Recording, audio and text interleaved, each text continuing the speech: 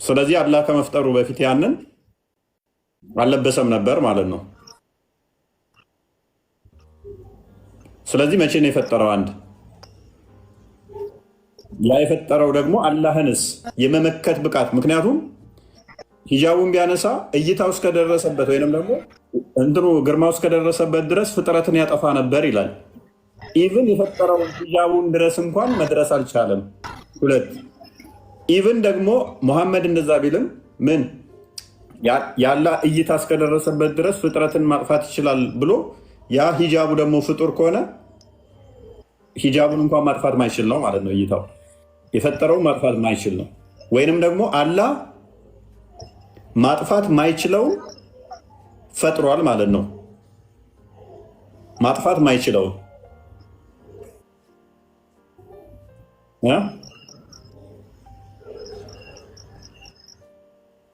ልክ እቺ ፈላስፎች የሚሏት እንትና የሆነች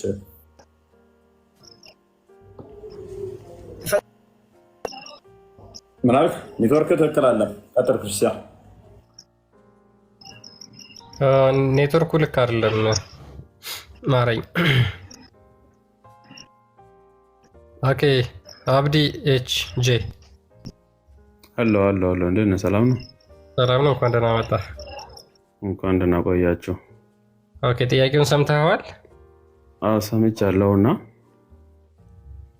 ኦኬ ነቢያችን ሰለላሁ ዐለይሂ ወሰለም እንደተናገረው ማለት ነው እውቀት የኛ እውቀት ድንበር አለው። የሰው ልጅ እውቀት ማለት ነው ድንበር አለው እና ስለ አላህ ነገር ማለት ነው ውስጥ ገብተን ማውራት ተከለክሎናል። ኦኬ አላህን የሸፈነውን መጋረጃ አታውቀውም? አይደለም የሸፈነው ነገርም ይሁን የፈለገው ነገር ይሁን አላህ ግን እንዳለ ብቻ መመለስ ትችላለህ? አይ መመለስ ሳይሆን እየነገርኩ እኮ ነው። ድንበር አለው እኮ ነው ያልኩ። አሁን እኔ እስከምታውቀው ድንበር ነው እየጠየቅኩ ያለሁት። አላውቀውም ማለት ትችላለህ፣ መብትህ ነው፣ ችግር የለውም። የማታውቀው ነገር ስለማላስጨንቅህ ማለት ነው። ለምን ድንበር አንዴ አብዲ፣ ለምን እናንተ አውቃችኋለሁ ሙስሊሞች አላህ አንድ ነው አይወልድም አይወለድም ከሚለው ውጭ ምንም እንደማታውቁ እናውቃለን። እኛ ግን ምን ያህል አምላካችሁን ታውቁታላችሁ የሚለውን ነገር ማወቅ ስለፈለግን ነው። እሺ አሁን ወደ ጥያቄው ሄድና አላህን የጋረደ ወይም ደግሞ የሸፈነው ነገር አለ ብለህ ታምናለህ? አላምንም። ኦኬ አላህ አልተሸፈነም። አሁን አልተሸፈነም። አላህ ብቻ ነው ያለው። ራሱ እሱ ብቻ ነው የሚያውቀው እንደሚኖረው ማለት ነው። እኛ እዛ መድረስ አንችልም። የኛ እውቀት ማለት ነው የኛ ጭንቅላት ራሱ አይደርስም እዛ ጋር። ቀንና ሌሊት ማን ነው የሚያመጣው ብቻ ብለን ማሰብ ነው። አላህ እጅ እግር አካል አለው ብለህ ታምናለህ ወንድማችን? መጀመሪያ አላምንም። ኦኬ እጅ እግር አለው ብለህ አታምንም። እነዚህ አካላትን አታሰፍጥም ማለት ነው። አላህ ለማንም አይመስልም እኮ። ስለ እግር ስለ እጅ አይጠቀምም እኮ። በቃ እሱ ራሱ ችሎ ነው እኮ እሱ። ማንንም የማይመስል እጅ እግር አለው። ማንንም የማይመስል እጅ እግር የለውም። አሁን ታውቃለህ፣ ቆይ አንድ ክርስቲያን አንተ መኪና አሁን መኪና ትፈጥራለህ ወይም ትሰራለህ። ያ መኪና አንተ ይመስላል? እኛ እንደዛ ነው እኮ፣ እንደ መኪና ነው። አላህን ከመኪና ጋር እያመሳሰልከው ነው ወንድማችን።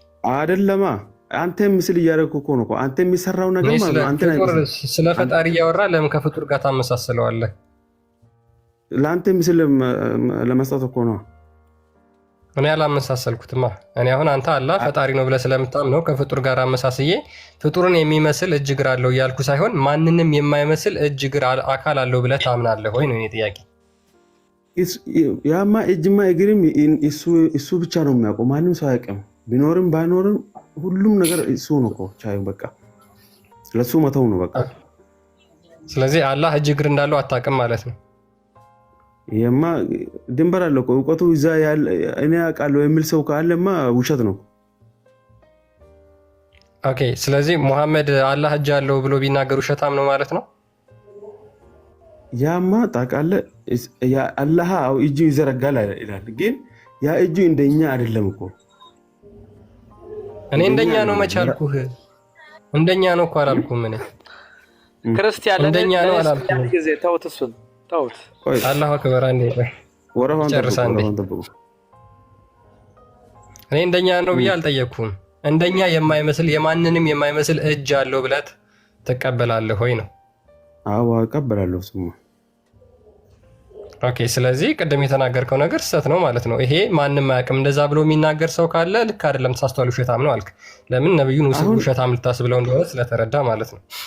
ይህ ትምህርት ራሱ ተከለከለናል እኮ እንደ ሃይማኖቶች እንደ ሙስሊም ማለት ነው። ይህ ትምህርት ራሱ ውስጥ ገብተን ስለ አላህ ማውራትና እንዳትጠይቁ አላህን ከሚያስከፋቸው ነገሮች አንዱ ይሄ ነው። አብዝታችሁ እንዳትጠይቁ እንደ ቀድሞዎቹ ሰዎች ትከፍራላችሁና ስለሚል አላህም ያስከፉት እንዳትጠይቁ አላህ ጉዳይ ከጠየቅ ሐዲስም ቁርአንም ላይ ስላለ እኛ ጋር መተህ ግን ስትጠይቅ ስለ አምላክ ስትጠይቁ ፈትፍታችሁ ስትጠይቁ ደንታችሁ አይደለም። እናንተ ጋር ስትጠየቅ አላህ በል እርሱ አንዱ ነው፣ በል አልወለደም፣ በል አምሳያ ቢጤ የለውም። ከዚህ ውጭ አለ የለም። አቡ ይታያል። ኢየሱስ እያመለከ የነበረው አብ ብሎ እየለመነ የነበረው ይታያል። ምንድን ነው የሚመስለው? እሱ አይደለማ። እናንተ ብቻ መጠየቅ አይደለማ፣ እኛም እንጠይቃለና። እንደዛ ማን አቡ? ስለምን አቡ ነው የምታወራው? አብ ማለት አላህ ማለት እኮ ነው። አይታይም። በቃ ኢየሱስ ራሱ አላየም። ካሞን አብ ማለት አላህ ማለት ነው ብሎናል። ድገመው እስኪ። አዋ አብ ማለት አላህ ነው። ሌላ ነገር ፈጣሪ አንድ ብቻ ነው። አብ ማለት ምን ማለት ነው? አብ ማለት ምን ማለት ነው? የሁሉም የፈጠረው ማለት ነው። አብ ማለት ምን ማለት ነው? ምን ቋንቋ ነው? አብ ማለት ምን ቋንቋ ነው? እሱማ ውስጥ አልገባም። እውቀት የለም። ያዛውን አዳምጥ። አብ ማለት በግዕዝ ሲሆን አባት ማለት ነው። አላህ አባት ነው። አዎ አባት ነው። አባት ነው። አዎ የሁሉም አባት ነው። የሁሉም የፈጠረው እሱ ነው። እሱ ነው የሚያስተዳድረው። አላህ አባቴ ነው በል እስኪ። አላህ አባቴ ነው። ጎበዝ። አላህ አባቴ ነው ብሏል። ሎክ ድገመው። አላህ አባቴ ነው። የሙስሊሞችም አላህ አባታችን ነው በል እስኪ። ለአንተም ለእኔም ለሁላችንም አባት ነው። እሱ ነው የፈጠረው። አላህ አባታችሁ ነው። አንተም እኔም ከአንተ በማታውቀው ነገር ጎበዝ ጎበዝ። ምን ብሏል? አላህ አባታችን ነው ብሏል። ሱራ 1988 ክፈትልኝ። ሱራ 5 እዚሁ ያዘው። ሱራ 5 18 እንደዚህ ይላል፣ አይሁዶችና ክርስቲያኖች እኛ የአላህ ልጆች ነን ወዳጆች ነን አሉ። ታዲያ በኃጢአታቸው ለምን ያሰቃያችኋል? አይደላችሁም። ምን ብሎናል? አብዱ አባት ነው ብሎናል። አባት ስላሉ ኖ አይደላችሁም። 1988 ክፈትልኝ። አይደላችሁም ይላል።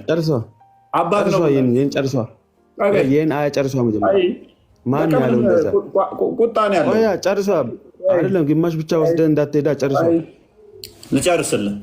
ለአራማን ልጅን የያዘ ወለደ አሉ። ከፈርገው ከባድ መጥፎ አላህ ልጅ አለው ማለታቸው ከባድ መጥፎ ነገርን በእርግጥ አመጣችሁ። ከእርሱ ንግግራችሁ ሰማያት ሊቀደዱ አሁን በመናገርህ አላህ ልጅ አለው በማለት ሰማይ ሊቀደድ ቀርቧል።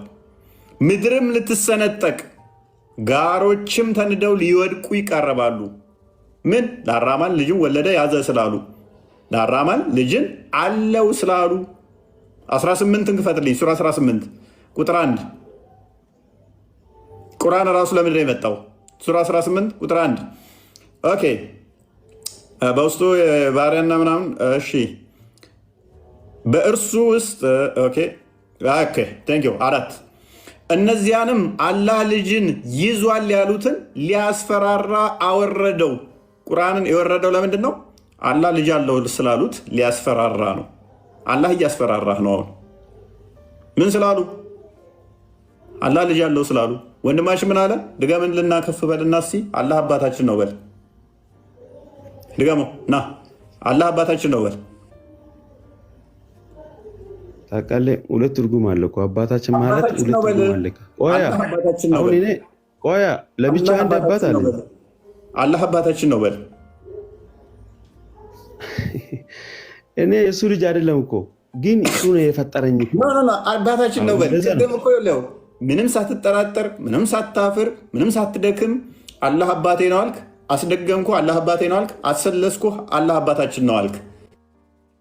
ድገመው አሁን። አላህ አባታችን ነው በል። አላህማ የአንተም የኔም ለሁላችንም እኮ ነው እኮ እያልኩ ያለው። አባት ነው በል። አላህ አባት ነው በል። እየገባ አይደለም እኮ በቃ ጥቀሰው፣ እየገባ አይደለም። ጥቀሰው። አላህ አባታችን ነው በል። እፎ ይቅርታ፣ አንድ ጊዜ ጥያቄ። አላህ አባታችን ነው በል። ጥቀሰው። ለአንተም ለእኔም ለሁላችንም ለፍጡራንም ሁሉ አባት ነው እኮ አላህ። ጎበዝ። እናመሰግናለን፣ እናመሰግናለን በጣም ወንድማችን። እሺ እኔ ልጠይቃ፣ አንተ ስለምጠይቃ አንድ ጥያቄ ልጠይቅ።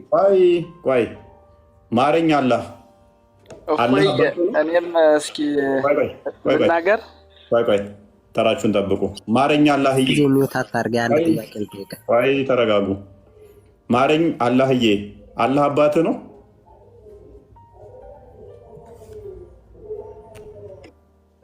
አባት የማንም አባት አይደለም። ቃሉ ተከዘ ረህማኑ ወለደን ለቀድ ጂእቱ ሸይአን። ምን አልክ? አላህ አባትህ ነው ወይ? አባት ብለህ አላህን ትጠራለህ? የማንም አባት አይደለም። አባትህ ነው አላህ? አባት የማንም አባት አይደለም። ወንድምህ ግን አባታችን ነው እያለ ነው። ኦኬ፣ አይጠራም፣ አይጠራም። እሺ፣ ማይክ ያዝ። አላሁ አክበር። አላህ አባትህ ነው? ና አላህ አባታችን ነው በል። እስኪ አላህ አባታችን ነው በል። አባታችን ነው። ጥራና ስሙን አላህ በልና። ታፎይ ክርስቲያን ሙስሊም ነው ግን ፖለቲካ ሰራ እንዳለ ጠይቅ። ኦኬ፣ ክርስቲያን ነው ሙስሊም ነው? አባታችን ነው።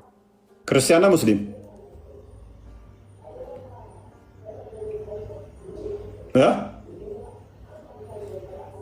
ኦኬ፣ በብሎክ ሸኛ። ሄኖክ ነው የሚለው። ብሎክ አድርገው። ፎይ እንድጅ ብሎክ ይደረግ። ብሎክ አድርገው። ጎበዝ ጨምላቃ። እንደዚህ አይነት በፌክ አካውንት እኛ ጋር እንዳመጡ። እኛ ክርስቲያኖች ነን። ድራማ የሚሰራበት ቤት አይደለም። መሐመድ ኑር፣ መሐመድ ኑር ማይክን አንሳ።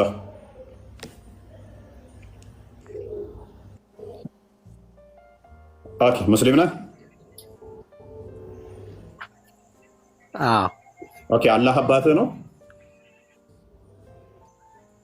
አይደለም፣ ጌታዬ ነው። አላህ የሙስሊሞች አባት ነው? አይደለም፣ የሙስሊሞችም የሁላችንም የአንተም የኔም ጌታ ነው። የኔ ጌታ አይደለም። ቴንኪው። ለማንኛውም ልጆች ልክ ብሎ ወጥቷል አሁን። ስለዚህ አንዳንድ ኡስታዞች የሚቀጥፉ አሉ፣ አላህ አባት ነው እያሉ ማለት ነው። ቁርአኑ በግልጽ አባት አይደለም እያላቸው ማለት ነው። ያችን የሰማትን ነው እዚህ መጥቶ እንደ ሌላት የሞከረው እኛ ፊት ማለት ነው። አብን እንዳላህ ያደርጉና ክርስቲያኖችን ሻዳ ለማስያዛነት አብን ብቻ አምልኩ፣ አባት ነው እኮ አላህ፣ አባት ማለት አብ ማለት ነው ብለው ይፎግራሉ። አሁን ግን የትም አታመልጡ ነው። ቁርአናችሁን እናስጥላችሁና ቴንኪው አብ ብላችሁ እንድጠሩ እናደርጋችኋለን፣ አላህም ማለት ነው። ቁርአናችሁን ግን ቶፒኩ ላይ አሁን ወደ ቶፒኩ እንመለስ ማለት ቴንኪው። እፎይ አንድ ጥያቄ ልጠይቅህ። ምንድን ነው? ቶፒኩ ላይ ከሆነ ወደ ቶፒኩን ቅድሚያ ንካው።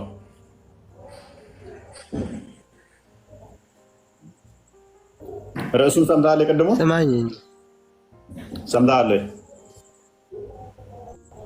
እኔን ነው?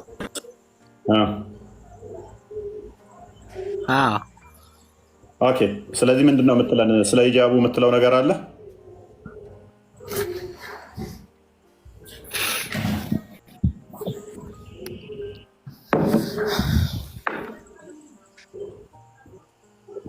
እኔ ስለማላውቀው ነገር አላወራም። ኦኬ። ስለ ሂጃቡ ምን የምታውቀው ነገር? ስለማውቀው ነገር ግን ልጠይቅህ። ምንድን ነው የምታውቀው? አላውቅም። አለማወቅን ነው የምታውቀው? ትልቅ ፍልስፍና እኮ ነው ማወቅ። አለማወቅን ማወቅ ትልቅ ፍልስፍና ነው። ኦልራይት። እሺ፣ ቆይ እንድጠይቅህ ለምን አትፈቅድልኝ? መጨረሻ ላይ ጥያቄ። ቆይ ቶፒኩን እንጨርስ። ኦኬ። ክርስቲያን ቶፒኩን ከለስ አድርገው። ከቶፒኩ አወጡንና ሌላ ቶፒክ ውስጥ ከተቱን። ኦኬ እሺ፣ ቶፒኩ ላይ ፎከስ ብታደርጉ ሙስሊሞች ጥሩ ነው። ጥያቄው በነገራችን ላይ በጣም ግልጽ ነው። ያን ያህል የተወሳሰበ ጥያቄም አይደለም።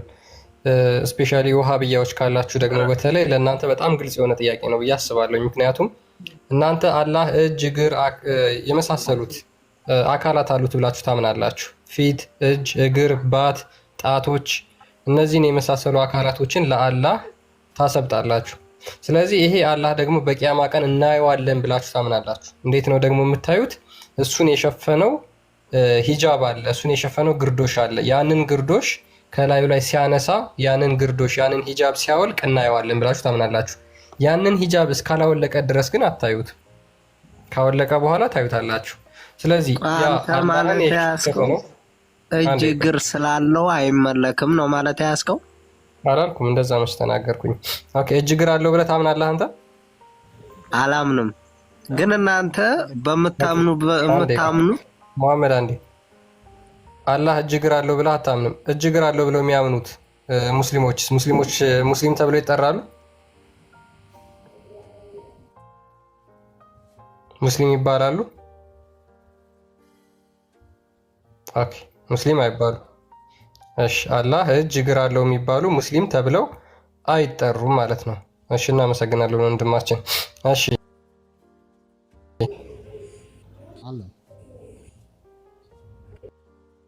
ቆይ አንዴ አህመድ አንተን አለ የአላህ ባሪያ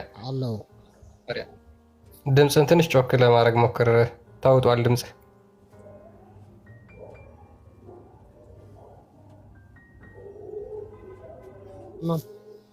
ኦኬ አላህ እጅ እግር አለው ብለህ ታምናለህ ወንድማችን? ማንንም የማይመስል የፍጡራንን የማይመስል እጅ እግር አለው ብለህ ታምናለህ? አምሳያ የለውም አላህ።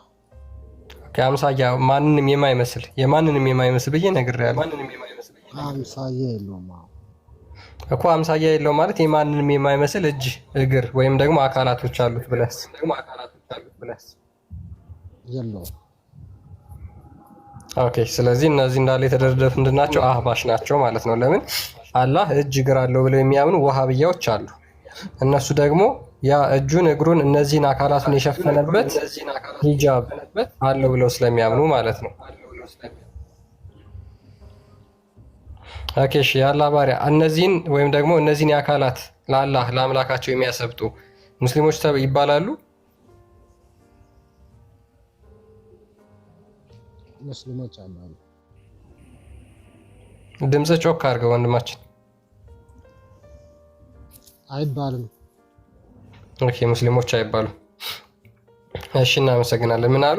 እጅ፣ እግር፣ ባት፣ ፊት፣ ጣቶች እነዚህን የመሳሰሉ ይቀመጣልም ስለሚሉ ቂጥ እነዚህን የመሳሰሉ አካላቶች ያሉት አላህ አሉ ብለው የሚያምኑ ሙስሊሞች አይባሉም ብለው ይናገራሉ።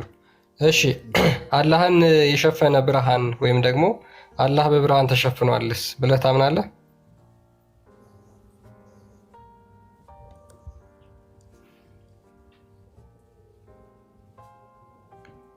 መቀጠል ትችላለህ። የአላህ ባሪያ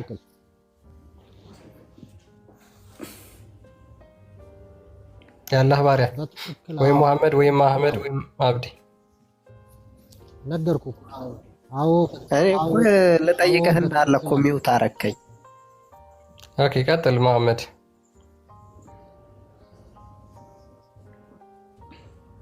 ቀጥል መሐመድ። ምንድነው አንተ ነህ? እኔ ምንድነው ሚውት እየተደረኩ ነው? ቀጥል። እሺ ቅድም ወደ ጠየቅኩህ ልመለስ። አላህን የሸፈነው ብርሃን አለ። አላህ በብርሃን ይሸፈናል ብለህ ታምናለህ? በሂጃብ ይሸፈናል ብለህ ታምናለህ? ወንድማችን ወደዛ እኔን አታውጣኝና ማለት ነው። እኔ አንድ ባሪያ ነኝ። ልንገርህ ወይ ወደ ጌታዬ ክብር አታውጣኝና ማለት ነው። ልንገርህ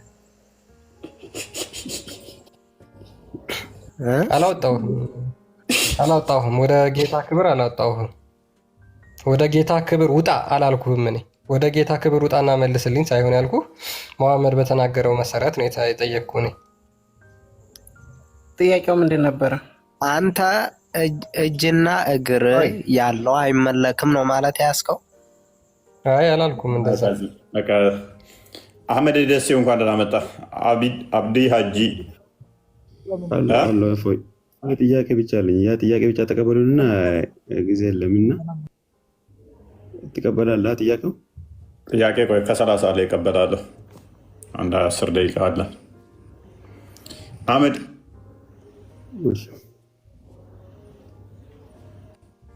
መሐመድ የጠየቀው ጥያቄ ምን ነበር? የተጠየቀው ጥያቄ ኦኬ፣ የተጠየቀው ጥያቄ ግልጽ ነው። አላህ ምን ነበር? የተሸፈነበት ሂጃቡ አለ አይደለ?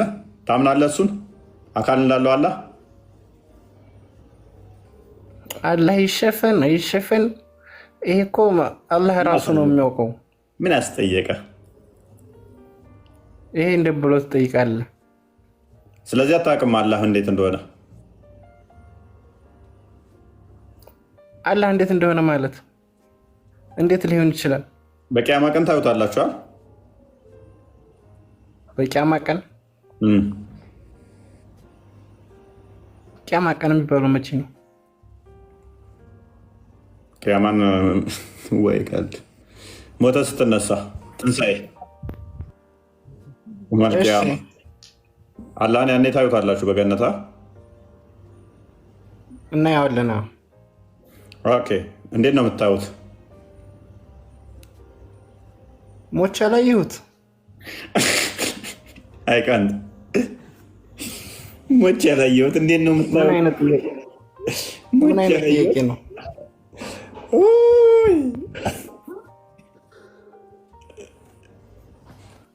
ይሄ ነበር ስጠይቀኝ ነበረ። ኦኬ፣ አላህ ሞቶ ሙሐመድ ሞቶ አይቶት ነው እንደዚህ ታዩታላችሁ ብሎ የተናገረው? አላህ ሙሐመድ ሞቶ ተነስቶ ነው እንደገና የነገራችሁ? የአላህ መልእክተኛ ነው። የአላህ መልእክተኛ ነው። የአላህ መልእክተኛ ነው። እሱ የአላህ ባሪያ መልእክተኛ። ታዲያ እንደዛ ከሆነ እሱ እንዴት እንደነገረ አሁን ንገረኝ ማለት ነው። እንዴት እንዳየው እሱን እምነቱን ንገረኝ። ብነግርህ እኮ አይገባህም ለአንተ። ችግር የለም፣ ከስር የሚገባቸው ሰዎች አሉ። እነሱማ ራሳቸው ያውቁታል። አህመድ አስረዳን። ችግር የለውም። ይሄ ይገባዋል ብለህ ነው? ለእኔ አይደለም ከስር ላሉትም ይገባቸዋል። እኔ ባይገባኝ እንኳ ከስር ያሉት ይረዳሉ። ሙስሊም የሆነ ሰው ራሱ ያውቀዋል እኮ። እንዲያውቁት ይበልጥ አስረዳን።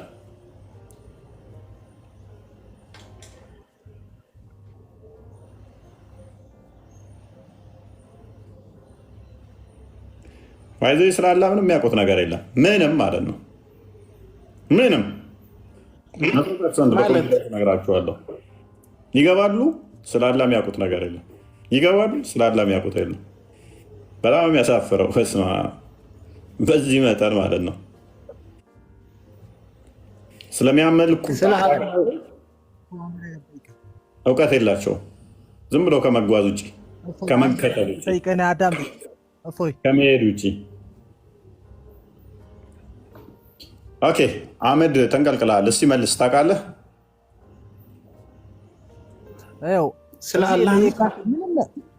ያላወቀ ደረሰዎች እንትን እያደረክ ማንም ሊቀበለው የማይችለውን ጥያቄ ትጠይቃቸዋለህ። ትልልቅ ኡስታዞች አሉ፣ ከእነሱ ጋር መከራከር ትችላለህ።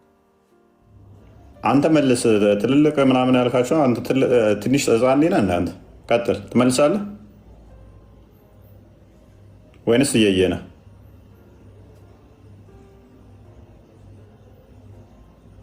ለምን ጠይቅኝ? እኔ ቅድም እኮ መልሼልሃለሁ። ግልጽ ነው ጥያቄው። ሰምተሃል? እሺ፣ ማይክ ያዝ። በቃ ማይክ ትይዝና ሊነግርህ አይደለም። ምን ሚዩት አድርገዋል? ራሱ እኮ ነው ሚዩት ያደረገው። ቅድም መልሻለሁ ብሎ ሚዩት አደረገ። በቃ መመለስ አልፈለገም። አንተም መልሳለህ እኮ እሱ ስለጨነቀው ቅድም አህመድ እባክህ አስረዳቸዋለህ። አንተ የምታስረዳው ነገር ስለሌለ ምንድን ነው ያልከው? አይገባቸውም፣ አይገባውም መልስ አይሆንም። እኔ አይግባኝ፣ ከስር ላሉት ግን መልስ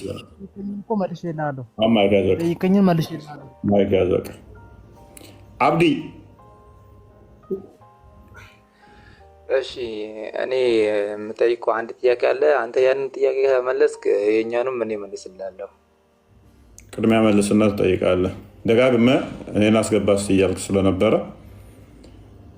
በዛ ነው ያስገባው። አሁን ቀጥል፣ መልስ ጥያቄውን በደንብ ሰምተሃል። አሁን አንተ እኔ የምጠይቅህን አንድ መልስና ይሄኛውን እኔ ደግሞ የኛውን መልሰዋለሁ። ጠይቃለህ አልኩህ፣ መልስ ቅድሚያ። ይሄ እኮ ይሄ ጥያቄ አንተ የምጠይቀው ጥያቄ አፎይ ምንድነው? ፍትሃዊ ታሩንኩማ የምጠይቀው ጥያቄ እሺ፣ የሰው ልጅ የማይመልሰው ነገር የሰው ልጅ ለምሳሌ አንተ አሁን ስለ አላህ ምናምን ለምጠይቀው ጥያቄ በቃ ማይሆን አሁን ስለ አላህ ለማወቅ በጣም በጣም በጣም የማይቻል ነገር ነው ስለ አላህ ማለት ነው። ለምሳሌ አንተ ስለ አንተ አምላክ ሁሉም ነገር ተጽፏል። ግን አንተ አሁን የእናንተ አምላክ ለምሳሌ እኔ እዚህ ጋር እኔ አምላክ ነኝ ጌታችሁ ነኝ ያለ አንቀጽ ካለ እኔ የእናንተን ሃይማኖት እቀበላለሁ። ግን ስለ አላህ ከመጠን በላይ ለምሳሌ አላህ ማለት ዓለምን የፈጠረ ጌታ ነው። ዓለምን የፈጠረ ጌታ ደግሞ ጣቢያ አቀይጥ ምንድን ነው ያልከው ቅድም? ዓለምን የፈጠረ ጌታ ደግሞ ማንም ሊያውቀው አይችልም። ምክንያቱም እኛ ከሱ በታች ነን። ከኛ በላይ ያለውን ነገር ማወቅ አንችልም። እኛ የሰው ልጅ ነኝ፣ እኛ የሰው ልጅ ነን፣ ግን ማወቅ አንችልም ከኛ በላይ ያለውን ማለት ነው። አላወቅ ለምን ትከተለዋለህ ታዲያ? ብዙ እንትን አለ፣ ብዙ መልእክት አለ፣ ብዙ የወረደ ለሰው ልጅ ትምህርት ተብሎ ብዙ የወረደ ነገር አለ። ምንድን ነው እያወራኝ ያለው? ክርስቲያን አንተም ሆንክ እኔም ሆንኩ የቂያማ ቀን ስራችን ብዙ ነገር እየደበላለቀ ካለን ጥሩ ስራ መጥፎ ስራ የዛን ቀን ዓለም ፍጻሜ ላይ ነው እሱ ይመጣል። ያንን ደግሞ የሚመጣው አብዲ ምንድን ነው እያወራ ያለው ሁሉ በጣም ጣቢያህ ተደበላለቀ። ገባ?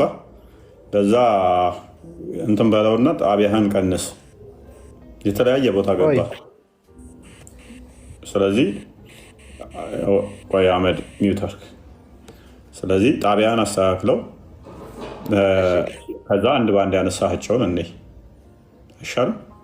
እሺ አሁን አንተ አላ ግርዶሹ ብለን ጠየቀው ጥያቄ ማለት ነው።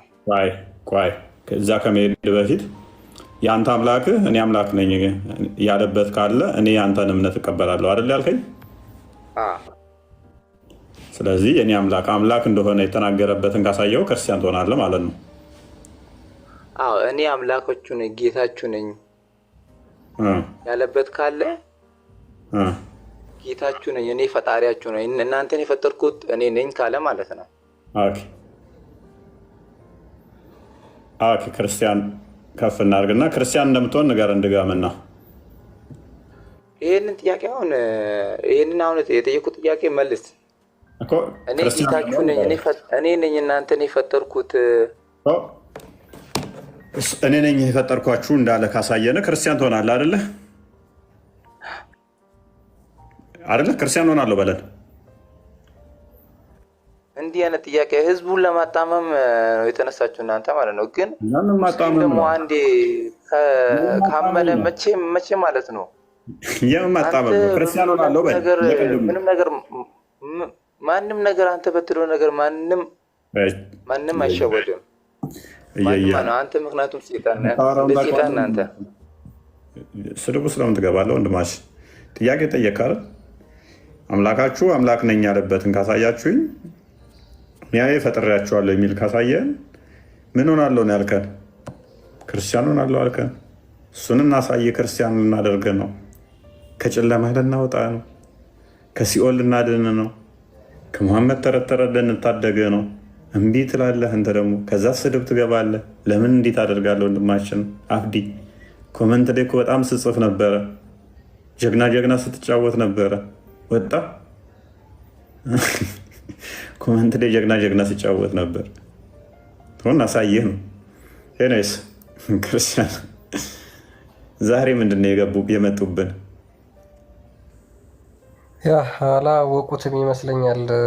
እኔ ምን ትዝ ቢለኝ ታውቃለህ ወይ? አምላካቸውን በጣም በቀላሉ እንረዳዋለን ብለው ያምኑ ነበር ሙስሊሞች።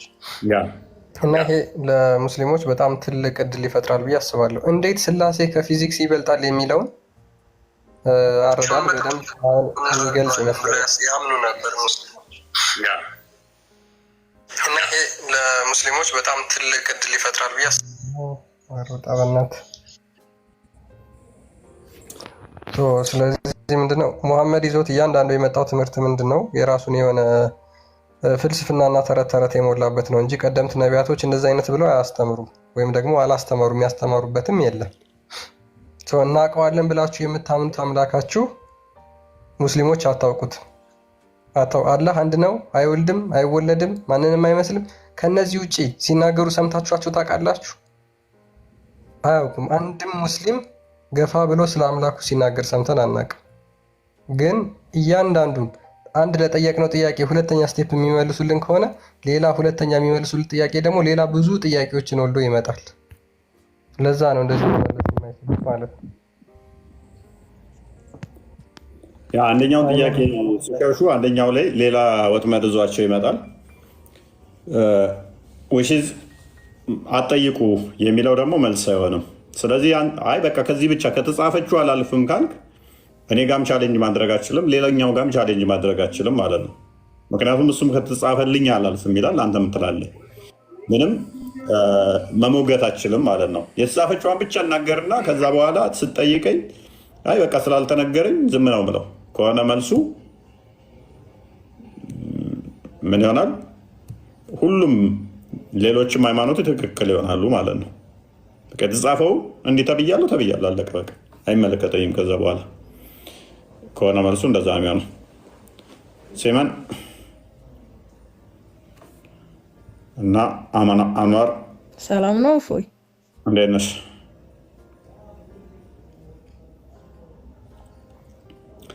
ኦኬ እሰማለሁ።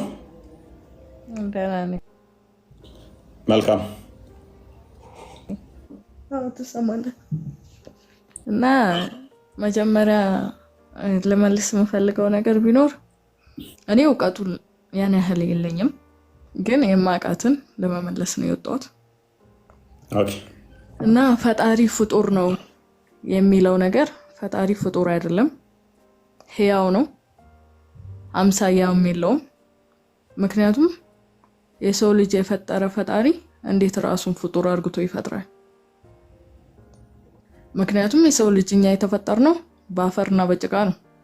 ስለዚህ ፈጣሪ ደግሞ በአፈርና በጭቃ ራሱን ሊፈጥር አይችልም። እንደዛ አላለም። እኛም ፈጣሪ ራሱን ፈጠረ አላለም። ሜይ ቢ ጥያቄውን ለመድገም ቅያማ ቀን አላህን ታዩታላችኋ? ነው ኦኬ። ከሚያዩት ያድርገን። ሂጃቡን ገልጦ ነው የምታዩት? ነው ኦኬ። አሁን ጥያቄያችን የኛ ምንድነው? እሱ ሂጃቡ ላይ ነው። ሂጃቡ አለ፣ ከውስጥ ደግሞ ሌላ አካል አለ አይደለ? ሂጃቡ የሸፈነው አካል አለ። ማን ነው ሂጃቡን የሸፈነው አካል? አላህን ማለት ነው። ማለት ራሱን ጋርዷል በሂጃብ ማለት ነው። እሺ፣ ምክንያቱም በእናንተና በአላህ መካከል ያለው ድንበር ሂጃቡ ነው አይደለ? ላይቱ ነው። ስለዚህ እዛን ለታ ያንን ያነሳዋል እንድታዩት። አዎ፣ ምክንያቱም የእሱን ብርሃንና ኃይል እኛ ማየት ስለማንችል ደግሞ እኛ ደካማ ፍጡርም ከጭቃም የተፈጠረን ፍጡርም ስለሆነ የእሱን ኃይል መቋቋም ስለማንችል ነው ሂጃብ ያደረገው። ሂጃብ ደግሞ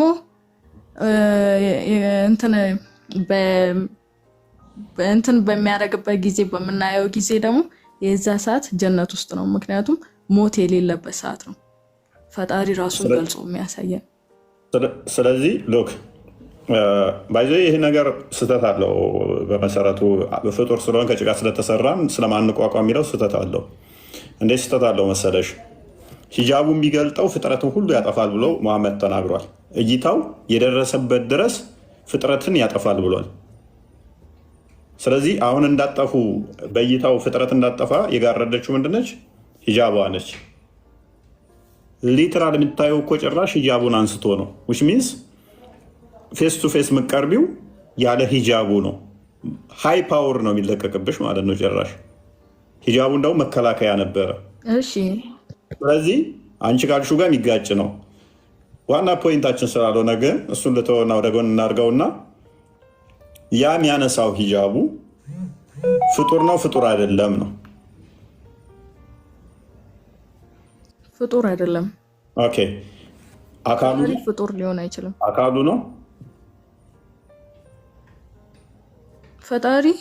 ምክንያቱም ፍጡር የማይሆንበት ምክንያት እኛን የፈጠረን ከጭቃ ሆኖ ራሱ እንዴት ከጭቃ ይፈጥራል? ፍጡር ማለት እኮ እሱ ነው።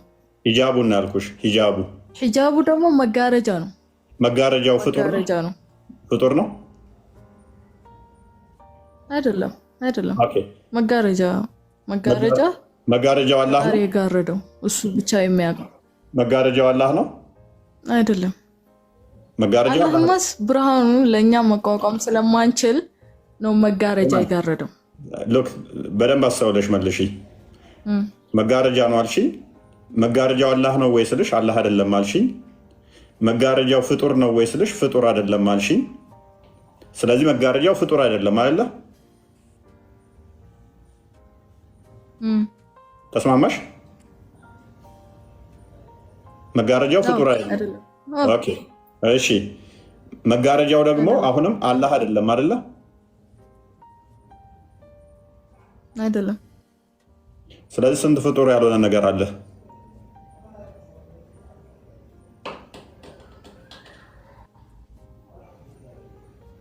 ማለት አላህ ፍጡር ነው? አልገባኝም።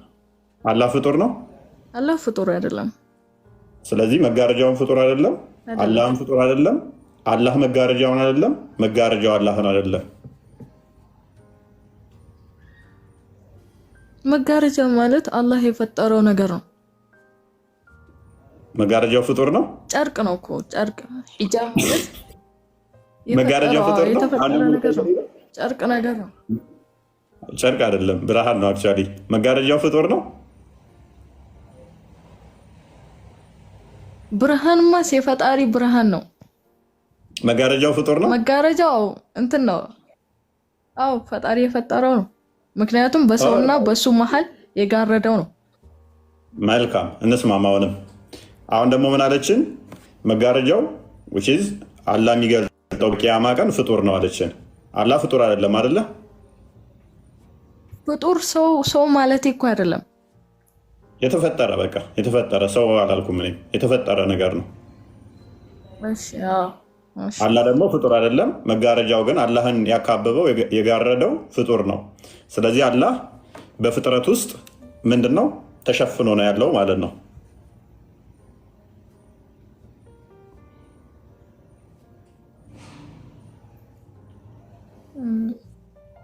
አላህ ፍጥረቱን ከመሸፈኑ በፊት ራቁቱን ነበር ማለት ነው።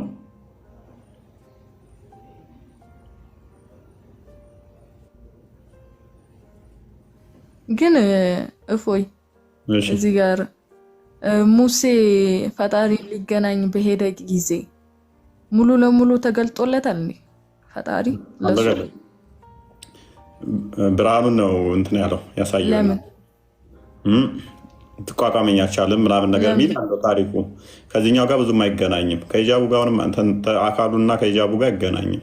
እኛ ከምናነሳው ጥያቄ ጋር ስለማይገናኝ ምክንያቱም ሂጃብ ደግሞ የጋረደው ፈጣሪ እኛ መቋቋም ስለማንችል ነው። ምክንያቱም በየውመል ቂያማ ደግሞ መጋረጃውን እንትን የሚያደርገው ደግሞ የዛ ሰዓት ሞት ስለሌለ ምን እያልሽ ነው ማለት ነው? መቋቋም ስለምንችል ነው። ስለዚህ አላህ እኛ መቋቋም ባንችልም እሱን መቋቋም የሚችል ሂጃብ የሚባል አላህ ፈጥሯል እያልሽ ነው፣ ራሱ የሚከላከልበት።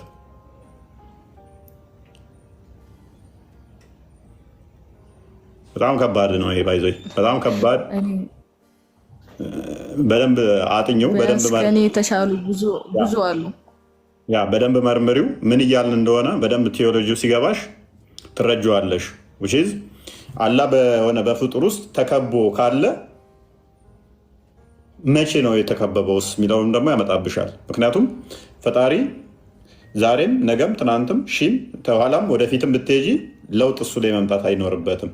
የሆነ ሰዓት የሚሸፈን የሆነ ሰዓት የሚገለጥ ካደረግሽው ፍጡር አደረግሽው። እኔ አሁን ዛሬ ለበስኩ ተዛ ስተኛ ላወልቅ እችላለሁ። ፈጣሪን እንደዚህ ተለዋዋጭ ያደረግሽው ማለት ነው። በጣም አስቸጋሪ ቴዎሎጂ ነው የሚያመጣብሽ። ፕላስ ደግሞ እናንተ ምን ታምናላችሁ መሰለሽ? ምንም እንኳን ስህተት ቢሆንም ፈጣሪ ፍጡር ውስጥ በምንም ተአምር አይገባም ብላችሁ ታምናላችሁ። እንደዛም ያምኗሉ። እሱን የከበበው የሸፈነው ልብስ ወይም ሂጃቡ ፍጡር ነው ካልሽ እሱን አካቦና ሸፍኖ ያለው ፍጡር ከሆነ ፍጡር ውስጥ አይገባም ማለት ምን ማለት ነው? ከቦት እሱን ያለው ወይ እሱን እንትን ያለው ፍጡር ከሆነ ብርሃኑ ራሱ አይደለም አንዴ ዘላለም እየኖረ ያለው ምን ውስጥ ነው ማለት ነው? ፍጡር ውስጥ ነው እየኖረ ያለው። አይገባም ሳይሆን ከፍጡር ውስጥ ወጥቶ አያውቅም። ምናልባት ገና በቂያማ ቀን ከወጣ ነው። እሱም ደግሞ አይወጣም። ከልብሱ ቢወጣም ገነት ውስጥ ስለሆነ የሚታያችሁ ልብሱን ሂጃቡን ገልጦ ገነት ራሷ ፍጡር ስለሆነች ስቲል ምንድነው የሚሆነው? ፍጡር ውስጥ ነው ያለው ማለት ነው። ስለዚህ መቼ ነው ልብሱን የለበሰውስ? መቼ የሚለው ደግሞ ይመጣል። አይ በዚህ ጊዜ ሲባል ከዛ በፊት ደግሞ አልለበሰም ነበር ማለት ነው። አካሉ እንዲራቁቱን ነበር የሚል ያመጣል። ሌላኛው ችግር ደግሞ ያመጣው ምን መሰለሽ? አላህ ሂጃቡን ካወለቀ እይታው እስከደረሰበት ድረስ አዲሱን ክፈተው ክርስቲያን ፍጥረትን ሁሉ ያጠፋል ይላል። እይታው እስከደረሰ ድረስ ፍጥረትን የሚያጠፋ ከሆነ ኢቭን ሂጃቧ ድረስ እንኳን ያላህ እይታ አልደረሰም ማለት ነው። ቢደርስ ኖሮ ሂጃቧን ማጥፋት ነበረበት ፍጡር ከሆነች። ስለዚህ ምንድነው ማለት ነው? ሂጃቧ ጋር እንኳን አልደረሰም ያላህ እይታ ማለት ነው። የማየት ውስንነት አለበት ማለት ነው። አንብበው።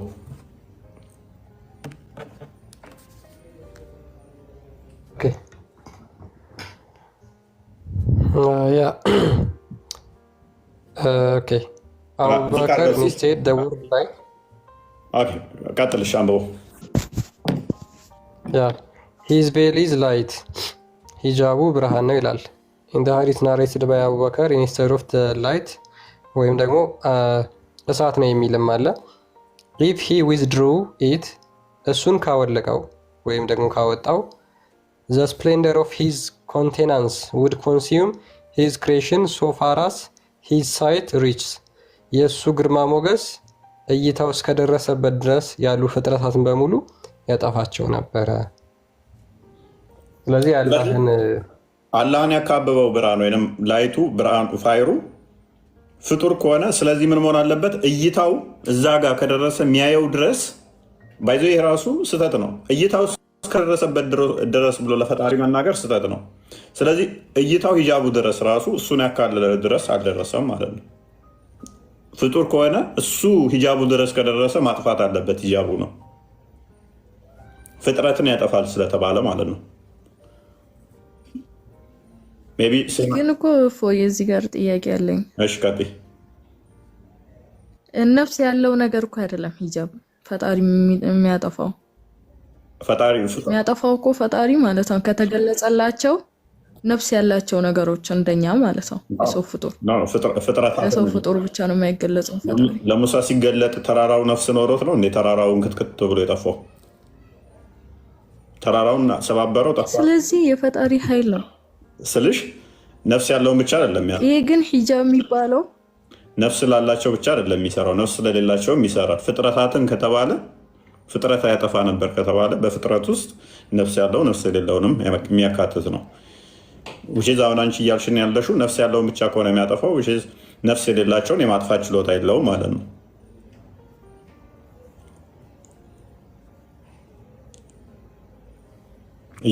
አለው ፈጣሪ ሁሉም ነገር ቻይ ነው። ስለዚህ እይታው እስከደረሰ ድረስ ፍጥረትን ያጠፋል ከተባለ ሂጃቧን ፍጥረት ከሆነች እሱን ያካትታል ማለት ነው።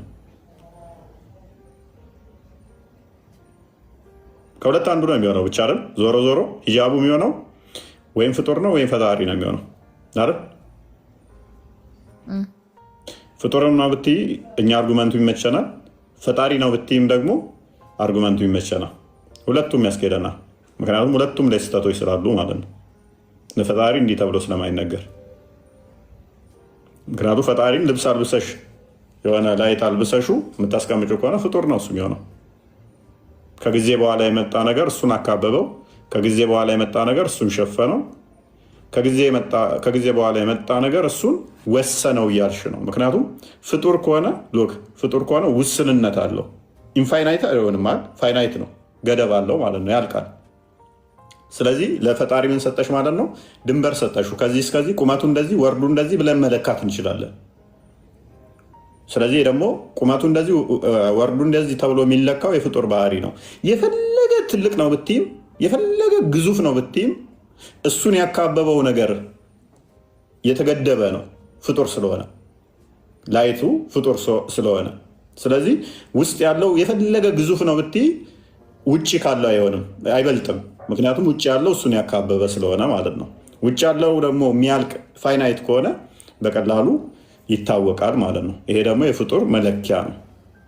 ከታይምና ከስፔስ ውጭ መኖር አይችልም ማለት ነው። በደንብ አስበይ።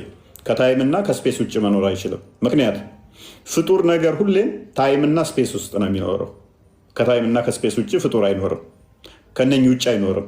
የተፈጠረ ነገር ሁሌም ወይም በጊዜ ውስጥ ነው የሚኖረው፣ በጊዜ ውስጥ ነው የሚኖረው፣ በቦታ ነው የሚኖረው፣ በስፔስ ነው የሚኖረው። ቦታ ያልያዘ ስፔስ ላይም ያልኖረ ጊዜ የሌለው ፍጡር የለም። ትስማሚያለሽ? ከዚህ ውጭ ፍጡር ሊኖር ይችላል? ምን ከፈጣሪ ውጭ ፍጡር ነገር በቦታ በስፔስ እና በታይም ውስጥ ነው የሚኖረው። በነዚህ በሶስቱ ነው፣ ከሶስቱ ሊወጣ አይችልም ፍጡር ከሆነ ማለት ነው። ፍጡር ነው ስንል የሆነ ሰዓት ተፈጥሯል እያለ ነው። ፍጡር ነው ስንል ለምን ትሪሊየን ዓመት አይሆን ቢሊየን አይሆንም ብቻ ዘመን ተቆጥሮለታል እያልን ነው። ፍጡር ካልን ጅማሬ ያለው እያልን ነው። ስለዚህ ታይም ውስጥ ነው። ፍጡር ከሆነ ደግሞ ወይን ስፔስ ላይ ነው ያለው፣ አየር ላይ ነው፣ እንደዚህ እንትን ላይ ነው የሚኖረው፣ ወይንም ደግሞ ቦታ ላይ ነው የሚኖረው። ከስፔስ ውጭ አይኖርም ማለት ነው። ከፕሌስ ውጭ አይሆንም ማለት ነው። ስለዚህ አላህ እዛ ውስጥ ነው ካልን እሱን ያካበበው ደግሞ ከፕሌስ እና ስፔስ ውጭ መኖር ስለማይችል፣ ስለዚህ አላህን ምን ያደርገዋል ማለት ነው? ፍጡር ያደርገዋል ማለት ነው።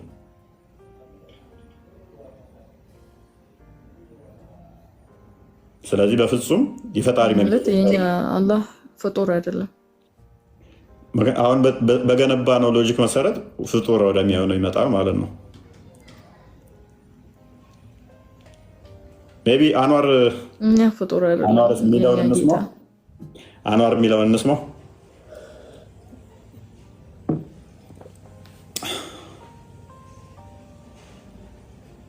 አንዋር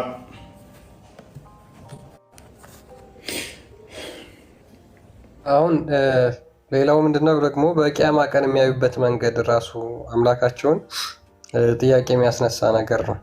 ምክንያቱም አላህን ሙሉ ለሙሉ ምንም ችግር ሳይገጥማቸው እንደሚያዩት ይናገራል ሙሐመድ።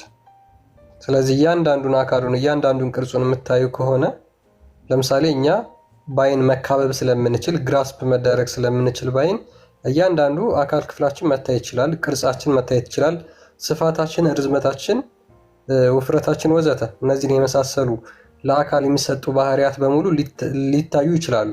ለምን? እኛ ፍጡር ነን። ፍጡር ስለሆንን ግራስፕ መደረግ እንችላለን፣ መታየት እንችላለን። ልክ እንደዚሁ አላህን በቂያማ ቀን ምንም ችግር ሳይገጥማችሁ ታዩታላችሁ። ልክ ጨረቃ ክብ ሆና እያያችኋት አደለ ብሎ መሐመድ ጠይቆ አዎ ሲሉት ልክ እናንተም በቂያማ ቀን አላህን እንደዚህ ታዩታላችሁ ምንም ችግር አይገጥማችሁም ብሎ ተናግሯል። ስለዚህ በቂያማ ቀን እንደዛ የሚያዩት ከሆነ ቀኙን፣ ግራውን፣ ጀርባውን፣ ኋላውን ማየት ይችላሉ። ማየት ደግሞ ሪላቲቭ ሪፈረንስ ነው። አንዱ ከፊት ለፊት ይሆናል፣ ሌላኛው ከኋላ ሊሆን ይችላል፣ ከቀኝ ሊሆን ይችላል፣ ከግራ ሊሆን ይችላል። ስለዚህ ለአምላካችሁ ወይም ደግሞ ለአላህ እሱ ከፊት ለፊት ሲሆን አንቺ ከሱ በዛ ሪፈረንስ ሆነሽ ታየዋለሽ ማለት ነው። ለአምላክ እንደዛ የሚነገር ከሆነ ያ ፍጡር ነው ማለት ነው። ምክንያቱም አምላክ በሪላቲቭ ሪፈረንስ ሊቀመጥ ስለማይችል ሊሆን ስለማይችል። ይህንስ እዚህ ላይ ሀሳብ ካላት መቀጠል ትችላለች። ያ ሜቢ ግልጽ ነው። ኦልሞስት ይብቃን ይመስለኛል። አህመድ ጥያቄ ያለኝ ስላለ እሺ፣ ማንኛውንም መልስልህ። ምንድን ነው ጥያቄ? አሁን ያለውን ነገር ሰምቻለሁ፣ ግን ባለው መሰረት አላህን ያውታል ያለው ትክክል አይደለም። ማየቱን እናየዋለን። ግን መጀመሪያ ልናየው የምንችለው ገና ቀብር ቅጣት አለ ምናምን በመላእክቶች ነው መጀመሪያ አላህን ለማየት የምንችለው ማለት ነው። በመላእክቶች ስለሆነ ድረስ አላህን ኢጃብ ይከልላል አይከልለውም የሚለው ነገር ደግሞ አላህን ኢጃብ ተከለለው ፍጡር አደረግን ማለት ነው። እኛ ደግሞ አላህን አለ ቦታ ያለን ጌታ ስለሆነ አባሽ ነው አይደል? አንተ ጌታ አባሽ ነው አንተ አይ ቲንክ አባሽ ነው ዋብያ አይደለም። ስለ አበሽም ሆነ ስለ ዋብያ አይደለም ይጠይቀኛለሁ እኮ አሁን አላህ በቦታ ከአርሽ በላይ ብለህ ታምናለህ? አይ እምነትን እንድታጠራ ነው ከሌሎቹ አቂዳ ስለሚለይ ነው። ከአርሽ በላይ ነው ብለህ ነው የምታምነው? አዎ በምኑ በሁሉም ነገሩ በዛቱም ሆነ በምኑ። እሺ ስለዚህ አካል አለው ብለህ ታምናለህ? ያለ ቦታ ያለ ነው ከአርሽ በላይ ያለ ቦታ ከአርሽ በላይ ከአርሽ በላይ ብለህ ቦታ ከሰጠ በኋላ ያለ ቦታ እንዴት ትላለህ? በላይ ካልክ እኮ ቦታ ሰጠ ጠቋምክ እኮ። አላህ ያለ ቦታ ያለ ነው ብያለሁ። በፍጡራን ቦታ የማይወሰን። እሺ እጅ እግር ባት አለው ብለህ ታምናለህ? ስለዚህ እጅ እግር ባት አለው ብለህ አታምንም። ከሌሊቱ 1/3 ወደ ቅርቢቱ ሰማይ ይመጣል ብለህ ታምናለህ? ከሌሊቱ 1/3 ወደ ቅርቢቱ ሰማይ ይመጣል ብለህ ታምናለህ? እንደዚህ አይነት ነገር አንተ ጋር ብቻ የሰማሁት አላውቅም። በደንብ ሰምተሃል። ዋብዮች ጎረቤቶች አሉ ቲክቶክ ላይ ንጽጽር የሚሰሩት 95% በትንሹ ዋብያዎች ናቸው። አባሾች 25% አትሆኑም። ኤኒዌይስ በደንብ ታውቀዋለህ። መሬት ላይ ብዙ ናችሁ። እውነት ለመናገር በቁጥር መሬት ላይ ያላችሁት እናንተ ትበልጣላችሁ። ኤኒዌይስ ምንድን ነው እያልከን ያለው? ቅድም ጥያቄ ያለኝ አልክ መሰለኝ። ሶሪ በቃሽ።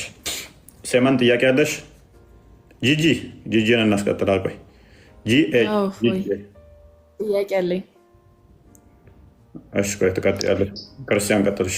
ጥያቄ አለኝ። ሰምቼ አላውቅም የሚል ስላለ ይህን የውሃብያ ኡስታዝ አንዴ እናሳየውና ወደ ጥያቄው ትሄዳላችሁ። ለኪላፍ የፈጠረው ሰው አላህ ከ7 ሰማይ በላይ ይወርዳል። አምላካችን አላህ ከአርሹ በላይ ያለ አምላክ ነው። ይሄ አላህ የነገረን ነገር ነው። ነቢዩ ዓለይሂ ሰላም የነገሩን ነገር ነው። በዚህ ርዕስ ላይ ኢንሻአላህ የዛሬ ሳምንት እንነጋገራለን። አሁን ስር እየሰጠ ያለ ነገር ጨርሰው ክርስቲያን የእኛ ጥያቄ እንዴት አስጨንቋቸው ስር የሰደደ ነገር ምን እንደሆነ ያደምጡት። እያመለጡ አምላካችን አላህ ከአርሹ በላይ የሆነ አምላካችን የሆነ አምላክ ይወርዳል። የሌሊቱ 1/8 አካል ሲቀረ ይወርዳል ሲባል በዛ ሰዓት ላይ ወርዶ ምንድነው አላህ የሚያደርገው? መን የድዑኒ ፈአስተጂበ ለሁ፣ ማን ነው የሚለምነኝ እሺ የምለው? ወመን የስተግፊሩኒ ፈአግፊረ ለሁ፣ ማን ነው ይቅር በለኝ የሚለኝ ይቅር የምለው? እዚህ ቦታ ላይ የአላህን ትዕዛዝ ጥሪውን እሺ ብሎ መልስ መስጠት ሲገባው ይወርዳል። እዚህ ከወረደ አሜሪካ ስንት ሰዓት ሊወርድ ነው ይላል፣ ይመጣል። ይሄ የራሱ ጭንቅላት ፍልስፍና። ምክንያቱም ኢትዮጵያ ቀን ሲሆን አሜሪካ ማታ ይሆናል። ስለዚህ የሌሊቱ 1/3 አካል ሲቀረው እዛ እንዴት ሊሆን ነው? እንደ አላህ እንዳንተ ነው እንዲ አላህ የምታስበው? እንዳንተ ነው እንዲ አላህ? ይሄ ቀሽምነት ነው። ኪላፉን ተሰንሲ ጋር ምንድነው ማድረግ ያለብህ? ይወርዳል፣ አላህ አውርዳለሁ ብሏል። ይወርዳል፣ ነቢይ ይወርዳል ብለዋል። ስለዚህ እንዴት ነው የሚወርደው? አናውቅም። ከአንተ የሚጠበቀው ምንድን ነው? በዛ ሌሊት ላይ ተነሳ ያ ረቢ ማረኝ፣ ያ ረቢ ዘንልኝ፣ ያ ረቢ ሀጃ አለኝ ብለን አላህ መንገድ ነው የሚጠበቅ።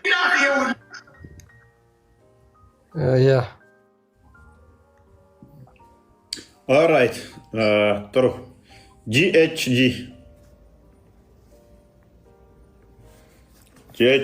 አለሽ? ኦኬ። እንዴት ነው የምትረጂው አንቺን?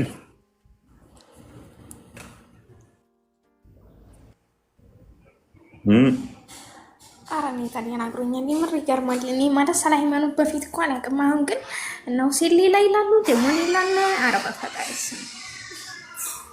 ግራ ጋብቶኛል። የምር እፎ ያኔ የተረዳሁት ነገር ቤተሰቦች የሚሉት ኦኬ ቀጥ ሚት ነሽ ማን ነው የሚታረጋት? ምናሽ ሳስታራ ነው እሺ ቀጥ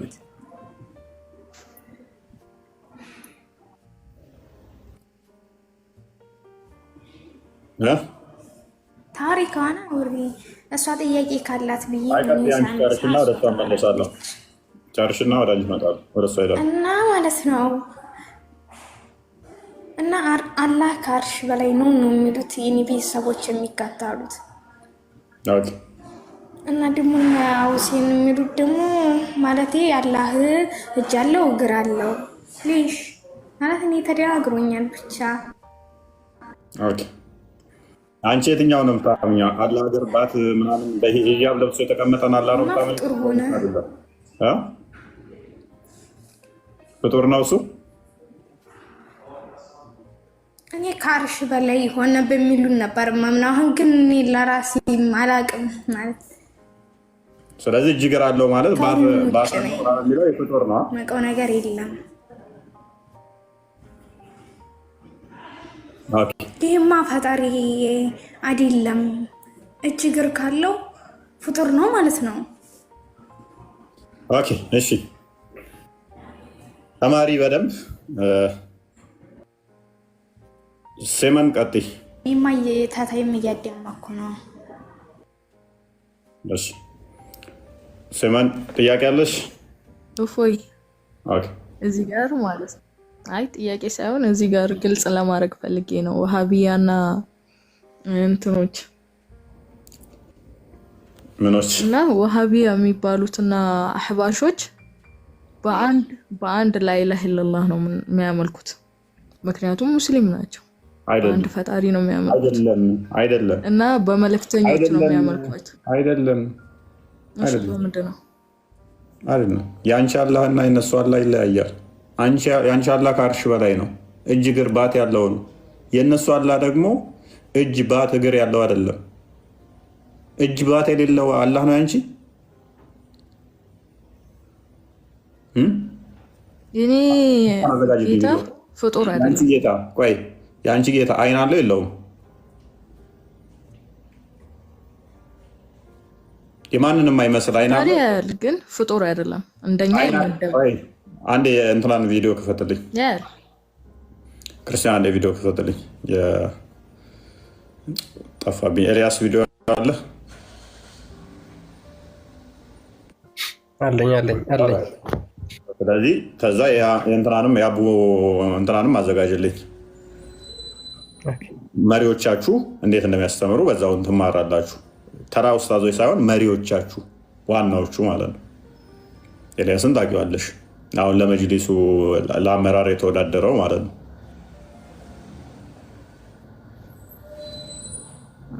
እንዲህ ቀለል አድርጋችሁ እናንተ እዚህ እንትን እንደምትሉት አለ ግን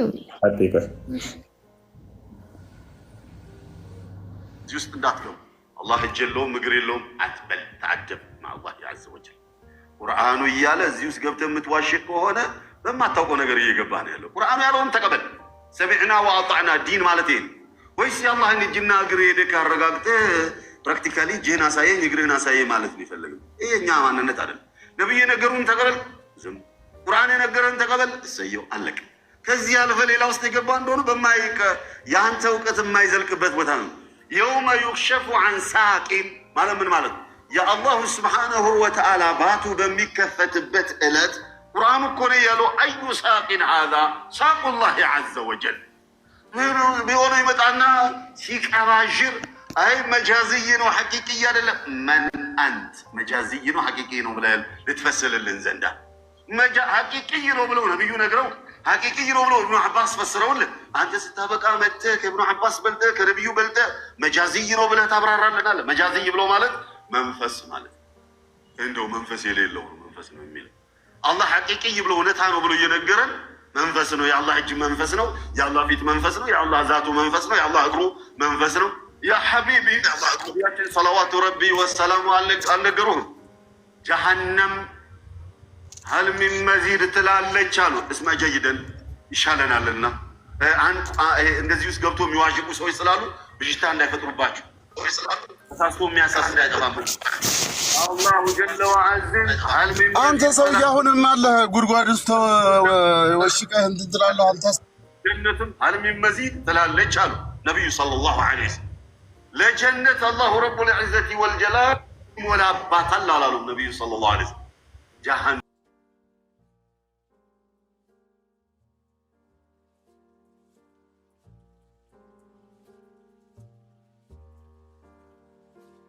ክብር እግሩን አላህ ጀሃነም አናት መሃሏ ላይ ያረግባታል፣ ይረግጣታል አሉ ነቢዩ ሰለላሁ ዐለይሂ ወሰለም። ثم تقول ቀጢን ቀጢን ቀጢን በቃኝ በቃኝ በቃኝ ትላለች።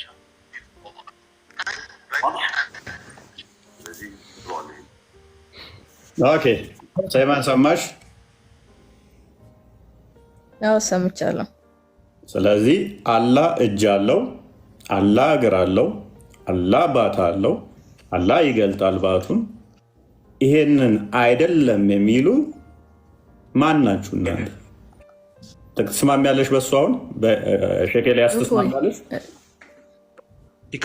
አንዴ ጥያቄ ናክብርልኝ ሙሳ አንዴ ሐቂቃ ነው ብሏል። ስለዚህ ምንም ሜታፎሪክ አይደለም፣ ምንም እንትና አይደለማ። ትስማሚያለሽ? እንትን ነው እፎይ ፈጣሪ ያያል ማለት ፍጡር ነው ማለት አይደለም። እኔ አልወጣኝም እኮ ፍጡር ነው አይደለውም፣ አልወጣኝም። ምክንያቱም ኖ ሽሽትሽ አሁን ገባኝ። በቃ እኔ ፍጡር እያልኩት አይደለም። እስቲ ማለት ፈጣሪ ያያል ባያይ ኖሮ እኛን ይፈጥረን ነበር እንዴ? የሰው ልጅ ይፈጥር ነበር?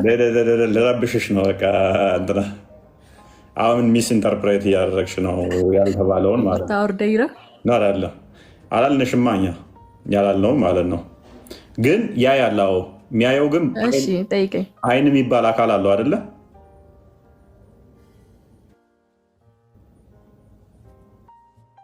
እሺ የእኛውን አዳምጪው እና ይገባሻል ምን ለማለት እንደሆነ። ቀጥይ ቆይ የእኛውን አዳምጪው። ክርስቲያን ቀጥል ነው። ኡስታዝ አቡበከር ደግሞ እነዚህ ከፍጡራን ጋር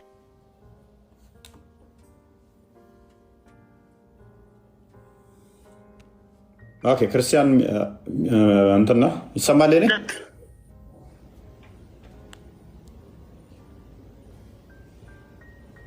ይሰማል? እኔ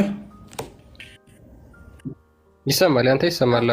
ኦኬ እንደገና እንትን በለው ተቋርጠ ነበር።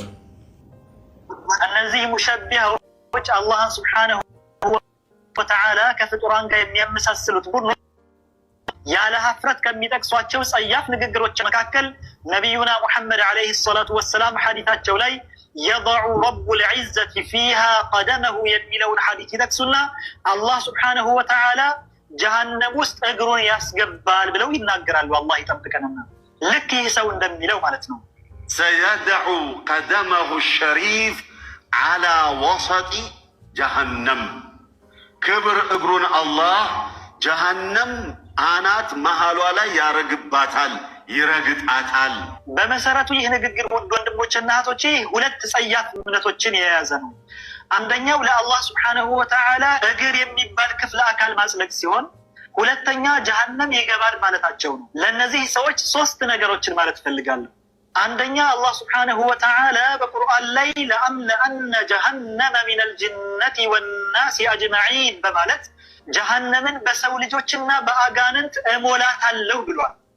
ታዲያ በእናንተ አባባል መሰረት አላህ ሱብሓነሁ ወተዓላም ጀሃነም ይገባል የምትሉ ከሆነ ልክ እንደ ሰው ልጆችና እንደ አጋንንት እያደረጋችሁት ነው ማለት ነው። አላህ ይጠብቀንና።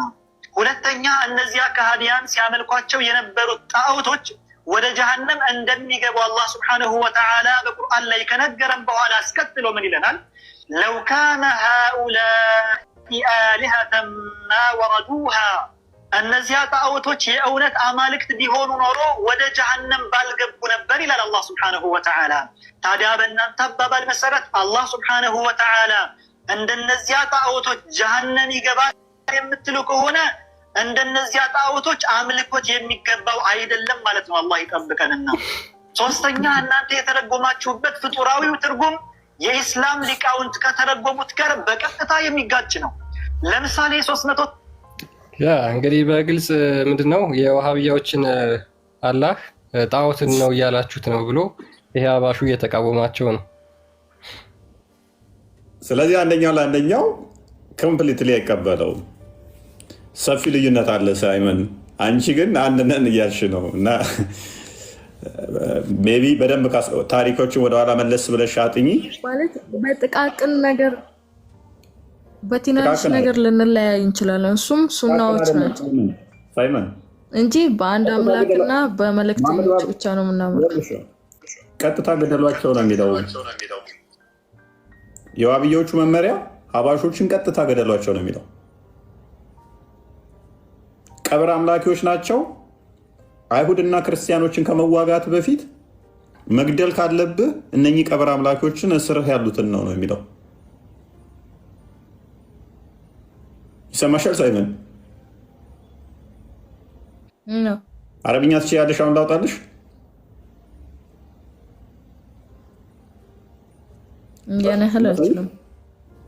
ቀጥታ ገደሏቸው ነው የሚለው። ባይዘ ሀባሾቹ ደግሞ ግልጽ የሆነ አቋም አላቸው። ምን የሚል ዋብያዎች የሚያመልኩት ለእኛ ጣዖት ነው ብለው ነው የሚያምኑት። ጣዖት ነው። አንቺ በቀላሉ አስቢው እስቲ። የአንቺ አላህ ከአርሽ በላይ ነው። የእነሱ ደግሞ ከአርሽ በላይ ተብሎ የሚገለጥ አይደለም። የአንቺ አላህ እጅ፣ እግር፣ አይን፣ ፊት ወዘተ የሚባሉ ጣት የሚባሉ ማንንም የማይመስሉ የፍጡርን የማይመስሉ አለው ብለሽ ታምኛለሽ። የእነሱ አላህ ደግሞ እጅ የለውም፣ እግር የለውም፣ ባት የለውም፣ አይን የለውም፣ ጆሮ የለውም፣ አፍንጫ የለውም። እነኚህ በሙሉ የሉትም፣ የአካላት ክፍሎች የሉትም። የአንቺ አላህ ግን አለው። እንዴት ነው አንድ ሊሆን የሚችለው? በቦታ አንቺ የምትገልጭበት አንድ አይደለም። በአካል አካሉ ራሱ አካል አላህ ላይ ተለያይታችሁ ላይ ለላ ሙሐመድ ረሱሉላህ ተባለ እና ማንኛውን ነው ላይ ለሽ ስትይ የትኛውን አምላክ አካል ያለውን አንቺ አይን እጅ ያለውን ወይንስ የሌለውን? ከአርሽ በላይ ያለውን ወይንስ አላህ መውጁዱን ቢላ መካ በሚሉት በየትኛው? አየሽ፣ በብዙ ልዩነት አለው። በጣም ባይዘ እንዳለ ተጨራርሰው ነው። ሙተዚላዎች በፊት ኃይለኛ እንትን ነበረ። አጽድተዋቸው ነው። ምክንያቱም መመሪያው ምንድን ነው የሚለው? አስቀድመ እነሱን ግደላቸው፣ በቅርብ ያሉትን ተዋጋቸው ስለሚል ማለት ነው ኪታቦቻችሁ። ኤኒዌይስ ክርስትና ላይ ጥያቄ ያለሽ? እሺ ፎያ አመሰግናለሁ። እኔ ያን ያህል እውቀቱ የለኝም። እውቀት ካላቸው ጋር ብትወያይ ጥሩ ነው። ሌላው ነገር ደግሞ እኛ ፈጣሪ ፍጡር አይደለም ነው የምንለው። ምክንያቱም ይሄ ማለት ደግሞ ፈጣሪ አይና ምናምን አለው ቢባል ማየት ፈጣሪውን ማየት ይችላል አይደል? ግን ፍጡር አይደለም። ከጭቃ አይፈጠርም። ፈጣሪ ራሱን ከጭቃ አይፈጥርም። እኛ ፍጡር ስንባል ከጭቃ የተፈጠረን ፍጡር ነን እና ከአፈር። ፈጣሪ ግን በጭቃ ራሱን ይፈጥራል እንደዛ ማለት ፈልጋለሁ። ሳይመን ፈጣሪ ራሱን ይፈጥራል የሚል ራሱን አይፈጥርም እንደዛ ብሎ የሚያምን አካል አለ? የለም። ያው ስለዚህ ክሌም ማድረጉ አስፈላጊ አይደለም ማለት ነው። በተለይም እኛ ጋር ሆነሽ ፈጣሪ ራሱን ፈጠረና ፈጣሪ ሆነ የሚል ስለማይኖር ማለት ነው። ማለት ፍጡር ነው ስትለኝ እኮ አንድ ነገር የሚፈጥረው አካል ሊኖር ይችላል። ገባ? ፍጡር ነው ሲባል ፈጣሪ አይን፣ እጅ ምናምን ካለው ሌላ ሰው እሱን ሊፈጥር እሱን እንዴት እንዳፈረስ ነው ታውቂያለሽ? ኮምፕሊትሊ እኛ ፈጣሪ አይደለም ብለን እንደመደብና አንቺ እያሰብሽ ያለሽ አሁን ፈጣሪ ነው ብለሽ ስላመንሽ ነው እሱን። እኛ ደግሞ በእነኚህ ሎጂኮች መሰረት አላህ ፈጣሪ አይደለም ኮምፕሊትሊ ብለን እኮ እያፈረስን ነው እኛ። አንቺ ያልሽው ትክክል የሚሆነው መች መሰለሽ? እንደዛ ሆኖ ፍጡር ሆኖ እንደገና ፈጠረ ብለን ብናምን ኖሮ እንዳንቺ እምነት ብናምነው ኖሮ ፈጥሮ ራሱን ፈጥሮ እንዴት ሌላ ይፈጥራል የሚለው ጥያቄ ትክክል ይሆን ነበር። እኛ ግን ኮምፕሊትሊ ፈጣሪ አይደለም የሚል ፐርሚስ ነው የገነባንብሽ። ምክንያቱም አናምንም እኛ በእናንተ አለ። ግን አረቦች እኮ ክርስቲያኖች፣ ኦርቶዶክሶች አላህ ብለው ነው የሚጠሩት ፈጣሪያቸውን እንጂ ጂሰስ ብለው አይጠሩም። እንደ ቋንቋው ይለያያል። እሱን ማወቅ አለባቸው። የስም መመሳሰል የአካል አንድነት ያመጣል ብለሽ ታምኛለሽ?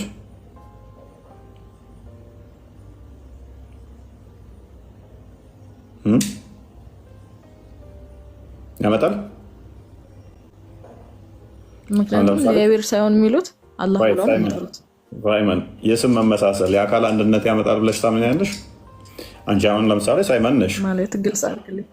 ኦኬ፣ ሳይመን የሚባል ስም አለ አንቺ ሌላ ቦታ ሰንበዲ ሳይመን ብሎ አሜሪካ ውስጥ ቢጠራ ልጁን እናትሽ እና አባትሽ ሳይመን ብለው አንቺን እንደጠሩ ሌሎችም ደግሞ እንደዛ ብለው ቢጠሩ አንድ አካል ነው? እነኛ አካላት አንድ አካል ናቸው? አሜሪካና ኢትዮጵያ ያሉት ወይም ኢትዮጵያ ውስጥ ኢትዮጵያ ውስጥ ሁለት ቤተሰቦች ልጆቻቸውን ሳይመን ብለው ቢጠሩ ስማቸው አንድ ስለሆነ ፊደላቸው ተመሳሳይ ስለሆነ አንድ አካል ናቸው? አይደለንም። መልካም። አላህን ለምሳሌ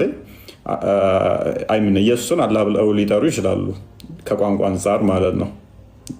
ዕብራውያን ምዕራፍ 1ን ስለ ልጁ ግን አምላክ ሆይ የሚለውን ለምሳሌ ስለ ክርስቶስ አላህ ብለው ይጠሩታል፣ ክርስቶስን ማለት ነው። ያ ማለት ኢየሱስን አላህ ሲሉና እናንተ አላህ ስትሉ አንድ አካል ነው ማለት አይደለም። የአካል ልዩነት አለ። የስም መመሳሰል ከቋንቋ አንጻር ቋንቋ ሲተረጎም የሀገሩን ባህል ይይዛል። ገባሽ? አሁን ቋንቋ ሲተረጎሙ መጽሐፉ ሲተረጎም እነኛ አካላት አምላካቸው ምን ብለው የሚጠሩት እንደዚህ ሰው እነሱ በሚችሉት በሚገባቸው ቋንቋ ሲባል ይተረጎማል። ያ ማለት ግን ስሙን ስለተመሳሰለ ለምሳሌ እንግሊዝኛ ላይ ያኛውም ጋድ ይላል ያኛውም ጋድ ይላል፣ ሙስሊሞችም ጋድ አሉ እኛም ጋድ አለን፣ ተመሳሳይ ነው እያልን ማለት አይደለም። ሙስሊሞች አላህን ሎርድ አሉ እኛም ሎርድ አሉ። በቃ ሲጻፍ ፊደላቶቹ ተመሳሳይ ናቸው። ኢየሱስና አላህ አንድ ነው ማለት አይደለም። ግን ከቋንቋ አንጻር የኢየሱስ እና ሌላ ለአላህ ሎርድ ስትል ሌላ ፊደል አትጠቀሚ። ሎርድ የሚለውን በቃ ወይም ጌታም ስትል ተመሳሳይ እንትን ነው የምትጠቀሚ። ከቋንቋ አንጻር ነው። ሜይ ቢ ግልጽ ይመስለኛል። ስለዚህ አካል ልዩነት አለ። ስለዚህ ስሙን ምንድነው እሱ አንድ ነው አይደለም። ከዛ በኋላ የምትሄጂው ምንድነው የባህሪ አንድነት አላቸው ወይ ስማቸው ላይ መጽሐፍ ቅዱሱ አላህ የተባለበትና ወይም ጋድ የተባለበትና ቁርአኑ ላይ አላህ ሲባል ወይም ደግሞ ጋድ ሲባል የተጠቀሰው የአካል አንድነት አለው፣ የባህሪ አንድነት አለው። ለምሳሌ አብን አላህ ብለው ይጠሩታል። አላህ ደግሞ የቁርአኑ በፍጹም አብ ተብሎ አይጠራም። አላህ አብ ተብሎ ይጠራል። በፍጹም አላህ አብ ተብሎ አይጠራም። የቁርአኑ የመጽሐፍ ቅዱሱ ተጠርቷል። ስሟ ብቻ እንትኗ ከቋንቋ አንጻር ከጊዜ በኋላ ሲተረጎም እንደዛ ስለመጣ አይ ያም አላህ ይህም አላህ አንድ ነው ማለት አይደለም። ወደ ገጠሩ ላይ ስትሄጂ ሙስሊሞችም እግዚአብሔር ሊሉ ይችላሉ። እንደዛም አለ። ሳዲቅና ሳኒ አማርኛ ቁርአን ነጃሺ ባሳተመው ትርጉም ላይ መግቢያው ላይ በአማርኛ የፈጣሪ ስም እግዚአብሔር ነው ብሎ አስቀምጦታል ቁርአናችሁ ላይ። ስለዚህ እግዚአብሔር ስንል እኛ እግዚ ስንል ገዢ አጋዕዝተ ዓለም ማለት ነው። አብ እግዚአብሔር አብ አባትን ሪፈር እያደረግን ነው። ሄር ስንል መንፈስ ቅዱስን ሪፈር እያደረግን ነው። ጌታ አብ እና መንፈስ ቅዱስን እግዚአብሔር በሚለው ውስጥ ማለት ነው። እግዚ ጌታ ማለት ነው። እግዚ ማለት ነው። እግዚ አብ አባት ማለት ነው። ሄር ማለት መንፈስ ቅዱስ ማለት እያልን ነው።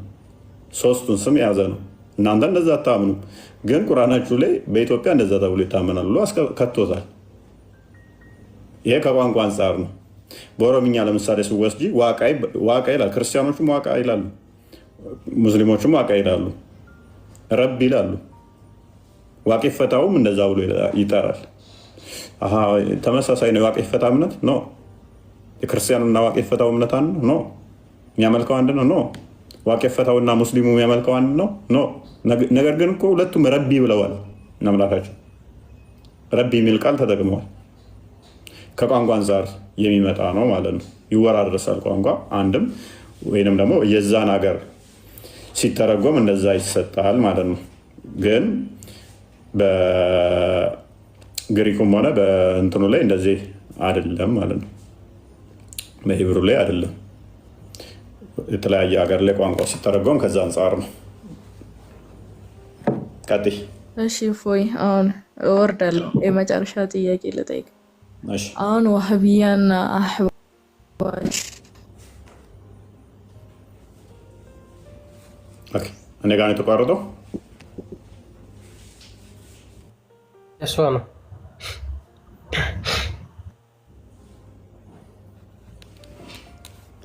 ኔትወርክ መሰለኝ ይባላል ነው። የኔ አይሰማም ድምጼ? አሁን መተሻል። ተቋርጠሽ ነበረ። ኔትወርክ መሰለኝ። አሁን ይሰማሻል? አሁን ይሰማል። ቀጥይ። አሁን ትሰሚያለሽ። እሺ ፎይ አሁን ይሰማል? አሁን ቀጥይ። አዎ ይሰማኛል። እሺ ቀጥይ። በእናንተ ማለት ነው ኢየሱስ ክርስቶስ ማለት ነው ፈጣሪ ነው ወይስ የፈጣሪ ልጅ ነው? ምን ብለህ ነው? ወይስ አይሰማም? ይሰማል። አልሰማም? ትሰሚያለሽ። የጠየኩት ጥያቄ አልተሰማችሁም? ድርጋማ ኢየሱስ ክርስቶስ ፈጣሪ ነው ወይንስ የፈጣሪ ልጅ ነው? መልካም። ፈጣሪ ነው ወይንስ የፈጣሪ ልጅ ነው? ልጅ ከሆነ ፍጡር አይሆንም ማለት ነው አይደለም? የባህሪ ልጁ ከሆነ ፍጡር አይሆንም። ልጁ ከሆነ ደግሞ ፈጣሪ ነው የሚሆነው።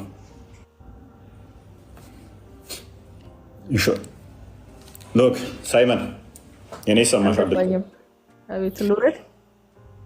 አረ ለምን ትወርጃለሽ? እንዳወርጂ በደንብ እንሰሚ ነው። ልጁ ከሆነ ሎክ ልጁ ከሆነ ፍጡር አይሆንም። የባህሪው ከሱ የተገኘ ስለሆነ ፈጣሪ ነው የሚሆነው ማለት ነው። ፍጡር አይሆንም ማለት ነው። እኛ ምን እናምናለን መሰለሽ ሳይመን? እሰማለሁ። እኛን ምን እናምናለን? ወልድ የአብ ልጅ ነው ብለን እናምናለን። የአብ ልጅ ነው ስንል አንቺ አሁን መወለድን በምን እንዳታስቢ መሰለሽ? በጊዜ ውስጥ እንዳታስቢ። በጊዜ ውስጥ እንዳታስቢ ስልሽ የሆነ ሰዓት ሰው እንደሚወለደው አባት ልጁን ይበልጣል አይደል? በእድሜ እኛ እንደዛ እናምንም። አብ የወልድ ልጅ ነው ስንል ወልድ የአብ ልጅ ነው ስንል በዘመን ተቀዳድመው ምናምን በሰውኛ ሀሳቢያ እናስብም። እንደዛ አምነን አይደለም። ከሱ የተገኘ ነው፣ ከሱ የሚወጣ ነው፣ ቃሉ ነው ብለን ነው የምናምነው። አካላዊ ነው ግን ብለን እናምናለን። ያ ከሱ የሚወጣው ከሱ የተገኘው ከሱ የተወለደው አካላዊ ቃል ልጅ ብለን እንጠራዋለን። አምላክ በደንብ አስተውይ፣ ቃል አለው ብለን እናምናለን። ቃሉ ደግሞ ፍጡር አይደለም ብለን እናምናለን። አንቺ ቃል አለሽ አይደለ? የአንቺ ቃል ፍጡር ነው። የፈጣሪ ቃል ግን ፍጡር አይደለም። የፈጣሪ ቃል ዘላለማዊ ነው፣ ኢተርናል ነው። ያ ቃሉ ከአብ የተገኘ እንደመሆኑ ያንን ቃሉ ምን ብለን እንጠራለን? ልጅ ወይንም ወልድ ብለን እንጠራለን። በስጋ ሲገለጥ ኢየሱስ ተብሎ ይጠራል። ስለ ስላሴ ስናወራ ስለዚህ ከሱ የተገኘ ነውና ቃሉን ፍጡር አይደለምና ወልድ ብለን እንጠራለን። ወይንም ደግሞ ልጅ፣ ወልድ ማለት በግዕዙ ነው፣ ልጅ ማለት ነው። ፈጣሪያችን ቃል አለው። ቃሉ አካላዊ ነው። መፍጠር፣ ማድረግ፣ ማስገኘት የሚችል ነው። ይህንም መክፈት ትችላለህ ክርስቲያን። ዮሐንስ ወንጌል ምዕራፍ 1 ላይ በመጀመሪያ ቃል ነበር፣ ቃልም በእግዚአብሔር ዘንድ ነበር፣ ቃልም እግዚአብሔር ነበር፣ ሁሉ በእርሱ ሆነ ይላል። ቁጥር 3 ላይ ከሆነም አንዳች እንኳ ያለ እርሱ የሆነ የለም ይላል። በማ በቃል ያ ቃል ከአብ የሚገኝ ነው። አካላዊ ነው። ፈጣሪ ነው። ማድረግ የሚችል ነው። በመጀመሪያ ቃል ነበር። ልክ በደንብ እያየሽ ነው። በመጀመሪያ ቃል ነበር፣ በመጀመሪያ ምን ነበር? በመጀመሪያ ቃል ነበር፣ ቃልም በእግዚአብሔር ዘንድ ነበር፣ ቃልም እግዚአብሔር ነበር አለ። ስለዚህ ቃል በመጀመሪያ እንደነበረ ነገረ። ያ ቃል ደግሞ ምን ነበረ? በእግዚአብሔር ዘንድ ነበረ። ያ ቃል ግን ምን ነበረ? አካላዊ ነበር፣ ለዛም እግዚአብሔር ነበር አለው። ቁጥር 3 ላይ ሁሉ በእርሱ ሆነ። በማ እርሱ የተባለው ስለ ቃል እየተወራ ስለሆነ ሁሉ በእርሱ ሆነ፣ ከሆነውም አንዳች እንኳ ያለ እርሱ የሆነ የለም። ስለዚህ ስለመፈጠር ስታወሪ ኦልዌይስ የምታወሪው በምንድን ነው ማለት ነው? የተፈጠረ ነገር ሁሉ በማን የሆነው ማለት ነው? በቃል ነው የሆነው።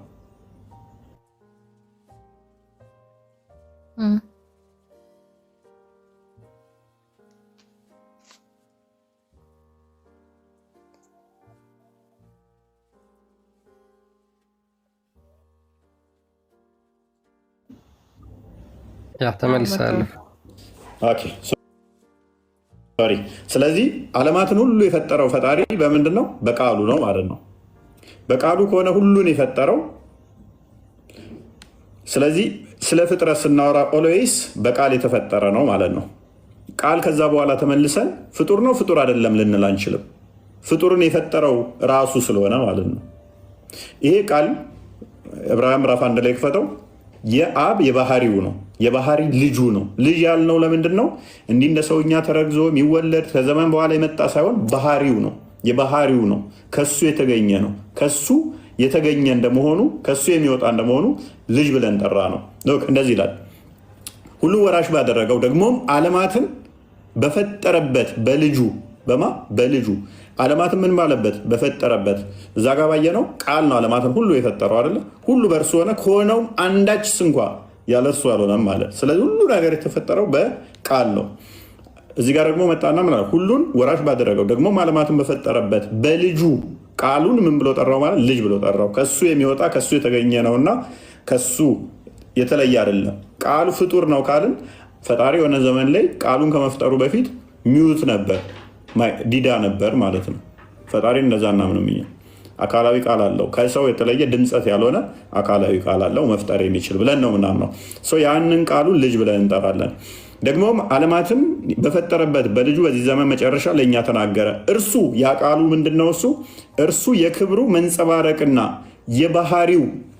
የባህሪው ምሳሌ ሆኖ ሁሉም በስልጣኑ ቃል እያለ ይቀጥላል። ስለዚህ ያ ቃል ምንድን ነው? ልጁ የተባለው ባህሪው ነው፣ የባህሪው ነው። ስለዚህ ቃል ለአብ የባህሪ ቃሉ ነው፣ ዓለማትን የፈጠረበት ነው። ስለዚህ ዓለማትን የፈጠረበት ከሆነ ይህ ቃል አሁን ወደዛኛው መለሳት ዮሐንስ ወንጌል ምዕራፍ 1 ቁጥር 14 ላይ አስቀድሞ እንደዚህ በቃልነት ብቻ የነበረው ዓለማትን ከፈጠረ በኋላ እዚህ ጋር እንደነገረሽ ሁሉ ወራሽ ባደረገው ዓለማትን በፈጠረበት መጨረሻ ላይ በልጁ ተናገረን ይላል። እንዴት ነው በልጁ የተናገረን ሲባል ቁጥር 14 ላይ ያ ቃል ሁሉን የፈጠረው በስጋ ተገለጠ። በስጋ ተገለጠ። ያ በሁሉ የሞላው ከስፔስና ፕሌስ ውጭ ያለው ቃል በስጋ ተገለጠ። እንዴት? ቃልም ስጋ ሆነ። ቃል ምን ሆነ? ስጋ ሆነ። ወደ ስጋ መቀየር አይደለም እንዳንል እንደዛ ምን አለን? ቃልም ስጋ ሆነ፣ ጸጋና እውነት ተሞልቶ በእኛ አደረ። ተለወጠ እንዳንል ምን አለን? መልሶ ጸጋና እውነትን ተሞልቶ በእኛ አደረ። አንድ ልጅ አሁን ቃል ምን አለው? አንድ ልጅ፣ ልብ በይ፣ አንድ ልጅም ከአባቱ ዘንድ እንዳለው ክብር የሆነው ክብሩን አየን። ቆላስይስ ምዕራፍ 2 ቁጥር 9 ክፈተው። ቃል ምን ሆነ? በስጋ ተገለጠ። ስጋን ፈጠረና ማርያምን ፈጠራትና ማርያም ራሱ በማን የተፈጠረች ነች? በቃል። ማርያምን ከፈጠረ በኋላ ቃል ያ አካላዊ ቃል ምን ሆነ? ከማርያም ስጋና ደምን ተካፍሎ በዛ በስጋና በደም ተዋህዶ ተገለጠ። ማይታየው፣ ማይዳስሰው፣ ማይነካው ረቂቁ አምላክ ስጋን ፈጥሮ በዛ ተዋህዶ ተገለጠ። እርሱ የመለኮት ሙላት በእርሱ የመለኮት ሙላት ሁሉ በሰውነቱ ተገልጦ ይኖራል። በዛ በፈጠረ ውስጥ ምን አለ? የመለኮት ሙላት ተገልጦ ተዋህዶ ተገለጠ ማለት ነው። ፊልጵስዩስ ምዕራፍ 2 ቁጥር 6 እንክፈተው። ስለዚህ አስቀድሞ በእግዚአብሔር መልክ የነበረው ቃል ብቻ የነበረው ስጋን ያልያዘው ስጋን ያልተዋሃደው አዳምና ሔዋን እግዚአብሔርን መሆን ተመኝተው እግዚአብሔርን መሆን ስለማይችሉ ፍቅሩን ሊገልጥ አንድም ካሳ ሳቸው እሱ ግን የነሱን ልክ ዕብራውያን ምዕራፍ 1 ላይ ምዕራፍ 2 ላይ ቁጥር 15 ላይ እንደሚናገረው ልጆቹ እነሱ በስጋና በደም እንደሚካፈሉ እሱም ዲያብሎስን ለመሻር በስጋና በደም ተካፈለ ይላል። ስጋና ደምን ፈጥሮ ተዋሃደው ማለት ነው። ተዋህዶ ተገለጠ ማለት ነው። ሉክ እርሱ በእግዚአብሔር መልክ ዝቅ አድርገው ቁጥር 5 አድርገው ኦኬ በክርስቶስ ኢየሱስ የነበረ ይህ ሐሳብ በእናንተ ዘንድ ደግሞ ይሁን አለ። እሱ በእግዚአብሔር መልክ ሲኖር ሳለ ከእግዚአብሔር ጋር መተካከልን መቀማት እንደሚገባው ነገር አልቆጠረውም። ነገር ግን የባሪያን መልክ ይዞ በሰው ምሳሌ ሆኖ ራሱን ባዶ አደረገ። አስቀድሞ በምን መልክ ነበረ? በእግዚአብሔር መልክ። ስጋን አልያዘም፣ ስጋን አልነሳም። ቃል ብቻ ነበር፣ ሁሉን የፈጠረ ነው። በኋላስ በስጋ ተገለጠ። በስጋ ሲገለጥ የባሪያን መልክ ያዘ ተባለ እና ለምሳሌ በአንቺ የተወሰነ ላስረዳሽ። አላህ አለ ብላችሁ ታምናላችሁ። አላህ ደግሞ ቁርአን ልኳል ብላችሁ ለመሐመድ ታምናላችሁ በጅብሪል አማካኝነት። ቁርአን ፍጡር ነው ወይ ስትባሉ ፍጡር አይደለም የአላህ ቃል ነው ትላላችሁ። ኦኬ ቁርአን ፍጡር አይደለም፣ ምንድን ነው ግን የአላህ ቃል? የአላህ ቃል ምንድን ነው ስትባሉ ባህሪው ነው ትላላችሁ። በቂያማ ቀን ቁርአን ራሱ የገረጣ ሰው ሆኖ ይመጣል ብላችሁ ደግሞ ታምናላችሁ። የአላህ ቃል የሆነው ቁርአን በቂያማ ቀን የገረጣ ሰው ሆኖ ይመጣል። ፍጡር አይደለም። ወረቀቱ ፍጡር ነው አይደለም? ፍጡር ነው። ቃሉስ ፍጡር አይደለም። የገረጣ ሰው ሆኖ ደግሞ ይመጣል ብላችሁ ታምናላችሁ በቂያማ ቀን። ወረቀቱ ፍጡር ነው፣ ቃሉ ግን ፍጡር አይደለም። ስለዚህ ቁርአን ፍጡር ነው ፍጡር አይደለም ትላላችሁ። እኛ ግን ምን እናምናለን? አካላዊ ቃል በስጋ ተገለጠ። ስለዚህ ክርስቶስ ስንል ስግው ቃል እያልን ነው። ስግው ቃል እያልን ነው ማለት ነው። አስቀድሞ ቃል ብቻ የነበረው ከእናታችን ከቅድስት ድንግል ማርያም ስጋና ደምን ተካፍሎ በዛ በስጋና ደም ተዋህዶ የተገለጠ አምላክ እያልን ነው እና ሴመን እሺ እፎይ ግን መጀመሪያ የእግዚአብሔር ልጅ መሆን የነበረበት እንደተረዳሁት ከሆነ አዳም ነበር። ምክንያቱም ከእናትም ከአባትም ያልተፈጠረ ፍጡር ነበር፣ በቃሉ ብቻ ፈጣሪ የፈጠረው ማለት ነው። እና እሱ ነበር መሆን የነበረበት። ጎበዝ። አዳምን ማን የፈጠረው? በምኑ ነው የፈጠረው? ፈጣሪ በቃሉ አልሽኝ። ስለዚህ ቃሉ በመጀመሪያ እንዴት አዳም ሊሆን ይችላል? በቃሉ ከፈጠረው ቃሉ ልጅ ከሆነ ሎክ ቃሉ ልጅ ብለን ተጠራን። ከቃሉ ይልቅ አዳም ይቀድማል ብለሽ መልሰሽ ምናልሽ? አዳምን የፈጠረው ቃል ነው አልሽኝ። ጎበዝ። ስለዚህ አዳምን የፈጠረው ያለ አዳም እንዴት እሱ እንዲቀድም ይችላል? ማለት ያለ እናት ያለ አባት አዳም የፈጠረው ፈጣሪ ምን አገናኘው ታዲያ ከእናት አባት? ስለዚህ እሱን ነበረ የፈጣሪ ልጅ ነው ብለን መቀበል የነበረብን። እሱ ራሱ እኮ የቃል ውጤት ነው እያልኩ ነው። ቃል የፈጠረው ነው እሱ ራሱ። እና አመሰግናለሁ ለዛሬው ውይይታችን። አንድ ደግሞ እዚሁ ልጨምርልሽ፣ ቁርአን ፍጡር አይደለም አለ እህታችን። አይደለም። ኦኬ ቁርአን በቂያማ ቀን ደግሞ የገረጣ ሰው ሆኖ ይመጣል። እንደዛ የሚል አለ ማስረጃ ባይ ደስ ይለኛል አለ። ኦኬ ብታሳይ ቁርአን ፍጡር እንዳልሆነ ቅድሚያ አቡ ዳውድ 47:37 ይመስለኛል ሀዲሳቶቹን አንዳይወጣቸው ታስታውሳቸዋለህ? 20 ሱናን አቢ ዳውድ ቼክ ላድርጋ። ክርስቲያን ቼክ ታውቀዋለህ? ብሬሎ ማወጣላታለሁ። ይህ መጀመሪያ ቁርአን ፍጡር እንዳልሆነ እናሳያትና ኦኬ አቡ ዳውድ 47:37 ላይ Abu Dawud said, "This is a proof of the fact that the Quran is not created." ይህ ቁርአን ፍጡር ላለመሆኑ ማረጋገጫ ነው ይላል። ቀጥላው።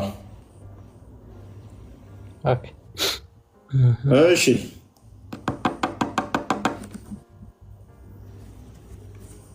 አይ ቲንክ ሚሽካት አልመሳቢያ 1:48 ላይ አለ መሰለኝ።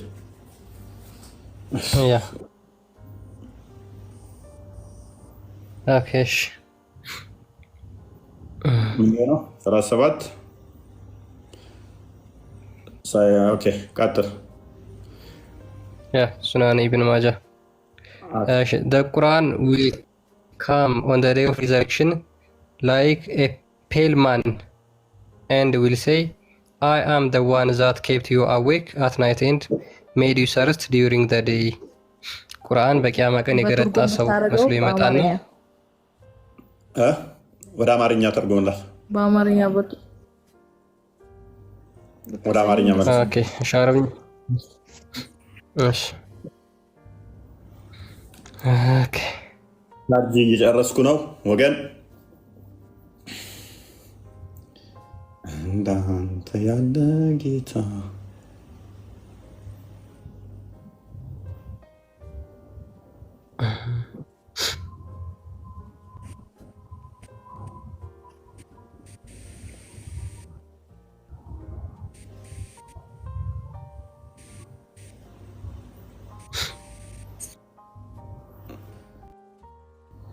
ዝቅ ብሎብሃል ከፍ አድርገው ኦኬ ከፍ አድርገው ትንሽ ቁርአን በትንሣኤ ቀን እንደገረጣ ሰው ይመጣል እና እኔ በሌሊት ያነቃውህ በቀንም ያተጠማውህ ነኝ የሚለውን ቆርጦታል አክቹዋሊ ስለዚህ ቁርአን በምን ይላል በትንሣኤ ቀን እንደገረጣ ሰው ይመጣል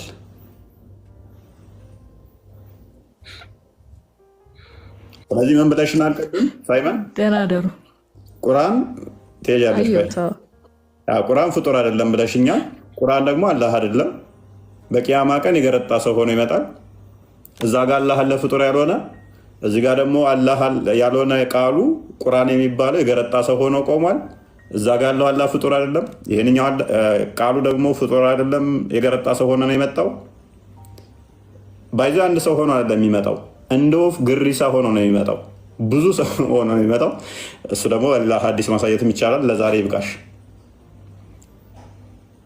እሺ ተናደሩ እሺ መልካም ጥያቄ ካለሽ ምናልባት ማውራት ትችያለሽ እህታችን አመሰግናለሁ እሺ በርቺ ኦኬ የማትታይ ልዘምር ነው እኔ ትዘምራለህ ዘምር ትዘምራለህ ዘምር ትዘምራለህ ብያለሁ ዘምር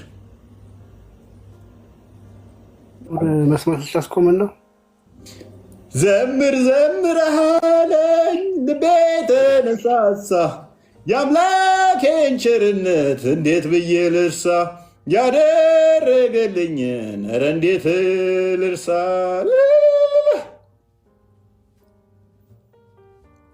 የታባቱ ስም አዳሜ ገባዋን ዘጋውባት በቃ የኔን ድምፅ ስትሰማ ሁሉ ምን ሪካርድ አድርጋ እኔን መዝሙር ነው የምሰማው አሁን ነገ ሄዱብኛል ያው መዝሙር እንኳን ማይችል ይሄ ደደብ ይሄ መሀይም ብለናችሁ ነበር እፎይ ምንም አያውቅም ይኸው መዝሙሩን እንዴት እንደሚያበላሽ ግጥሙን አይችልም ይሄ እኮ ደደብ ነው ነገ ላይ ቢገቡብኛል አሁን ሪካርድ ይዞና ደደብ ነው አላላችሁ ደደብ ነው ምንም አያውቅም እፎይ ምንም አያውቅም ማለት ያ ወይ እኔ እሻላለሁ ከንተ ነገ ሄዱብኛል እስቲ አንድ ቁርአን ዛሬ ሂጃቧን እስቲ ቅር የለ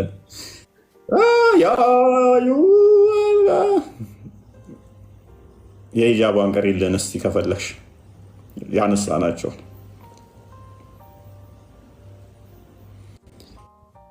ምን ቀሪ ሱራስን ደስ ያለሽን ያነሳ ነው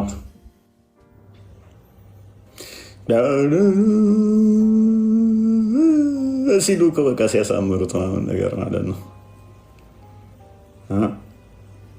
አበላሸህብን ኦኬ ሱረቱል ሹራ ነው ያኔ ቁጥር 5 ኦኬ أعوذ بالله من الشيطان الرجيم وما كان لبشر أن يكلم الله إلا وحيا أو من وراء حجابا أو يرسل رسولا فيوحي بإذنه ما يشاء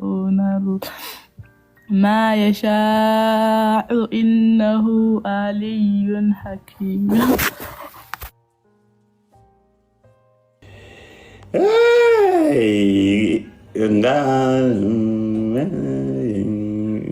ያለችበት እስቲ 114ኛው ወይም 113ኛውን ሱራ አነስ ያለች አንድ ሱራ ደግሞ ድገሚን። ደስ ያለሽ ወይ ነው በዜማ እስቲ እናልቅ።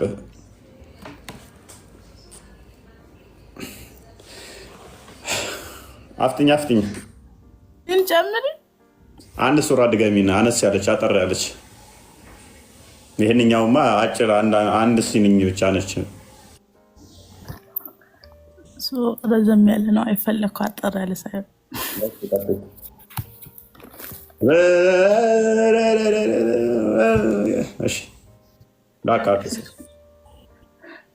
أعوذ بالله من الشيطان الرجيم سبح اسم ربك الأعلى الذي خلق فسوى والذي قدر فهدى والذي أحرج المرعى فجعله غثاء أهوى سنقرئك فلا تنسى إلا ما شاء الله إنه يعلم الجهر وما يخفى ونيسرك لليسرى فذكر إن نفعت الذكرى سيذكر من يخشى ويتجنبها الأشقى الذي يصلى النار الكبرى ثم لا يموت فيها ولا يحيا قد أفلح من تزكى وذكر اسم ربه فصلى بل تؤثرون الحياة الدنيا والآخرة خير وأبقى إن هذا لفي الصحف الأولى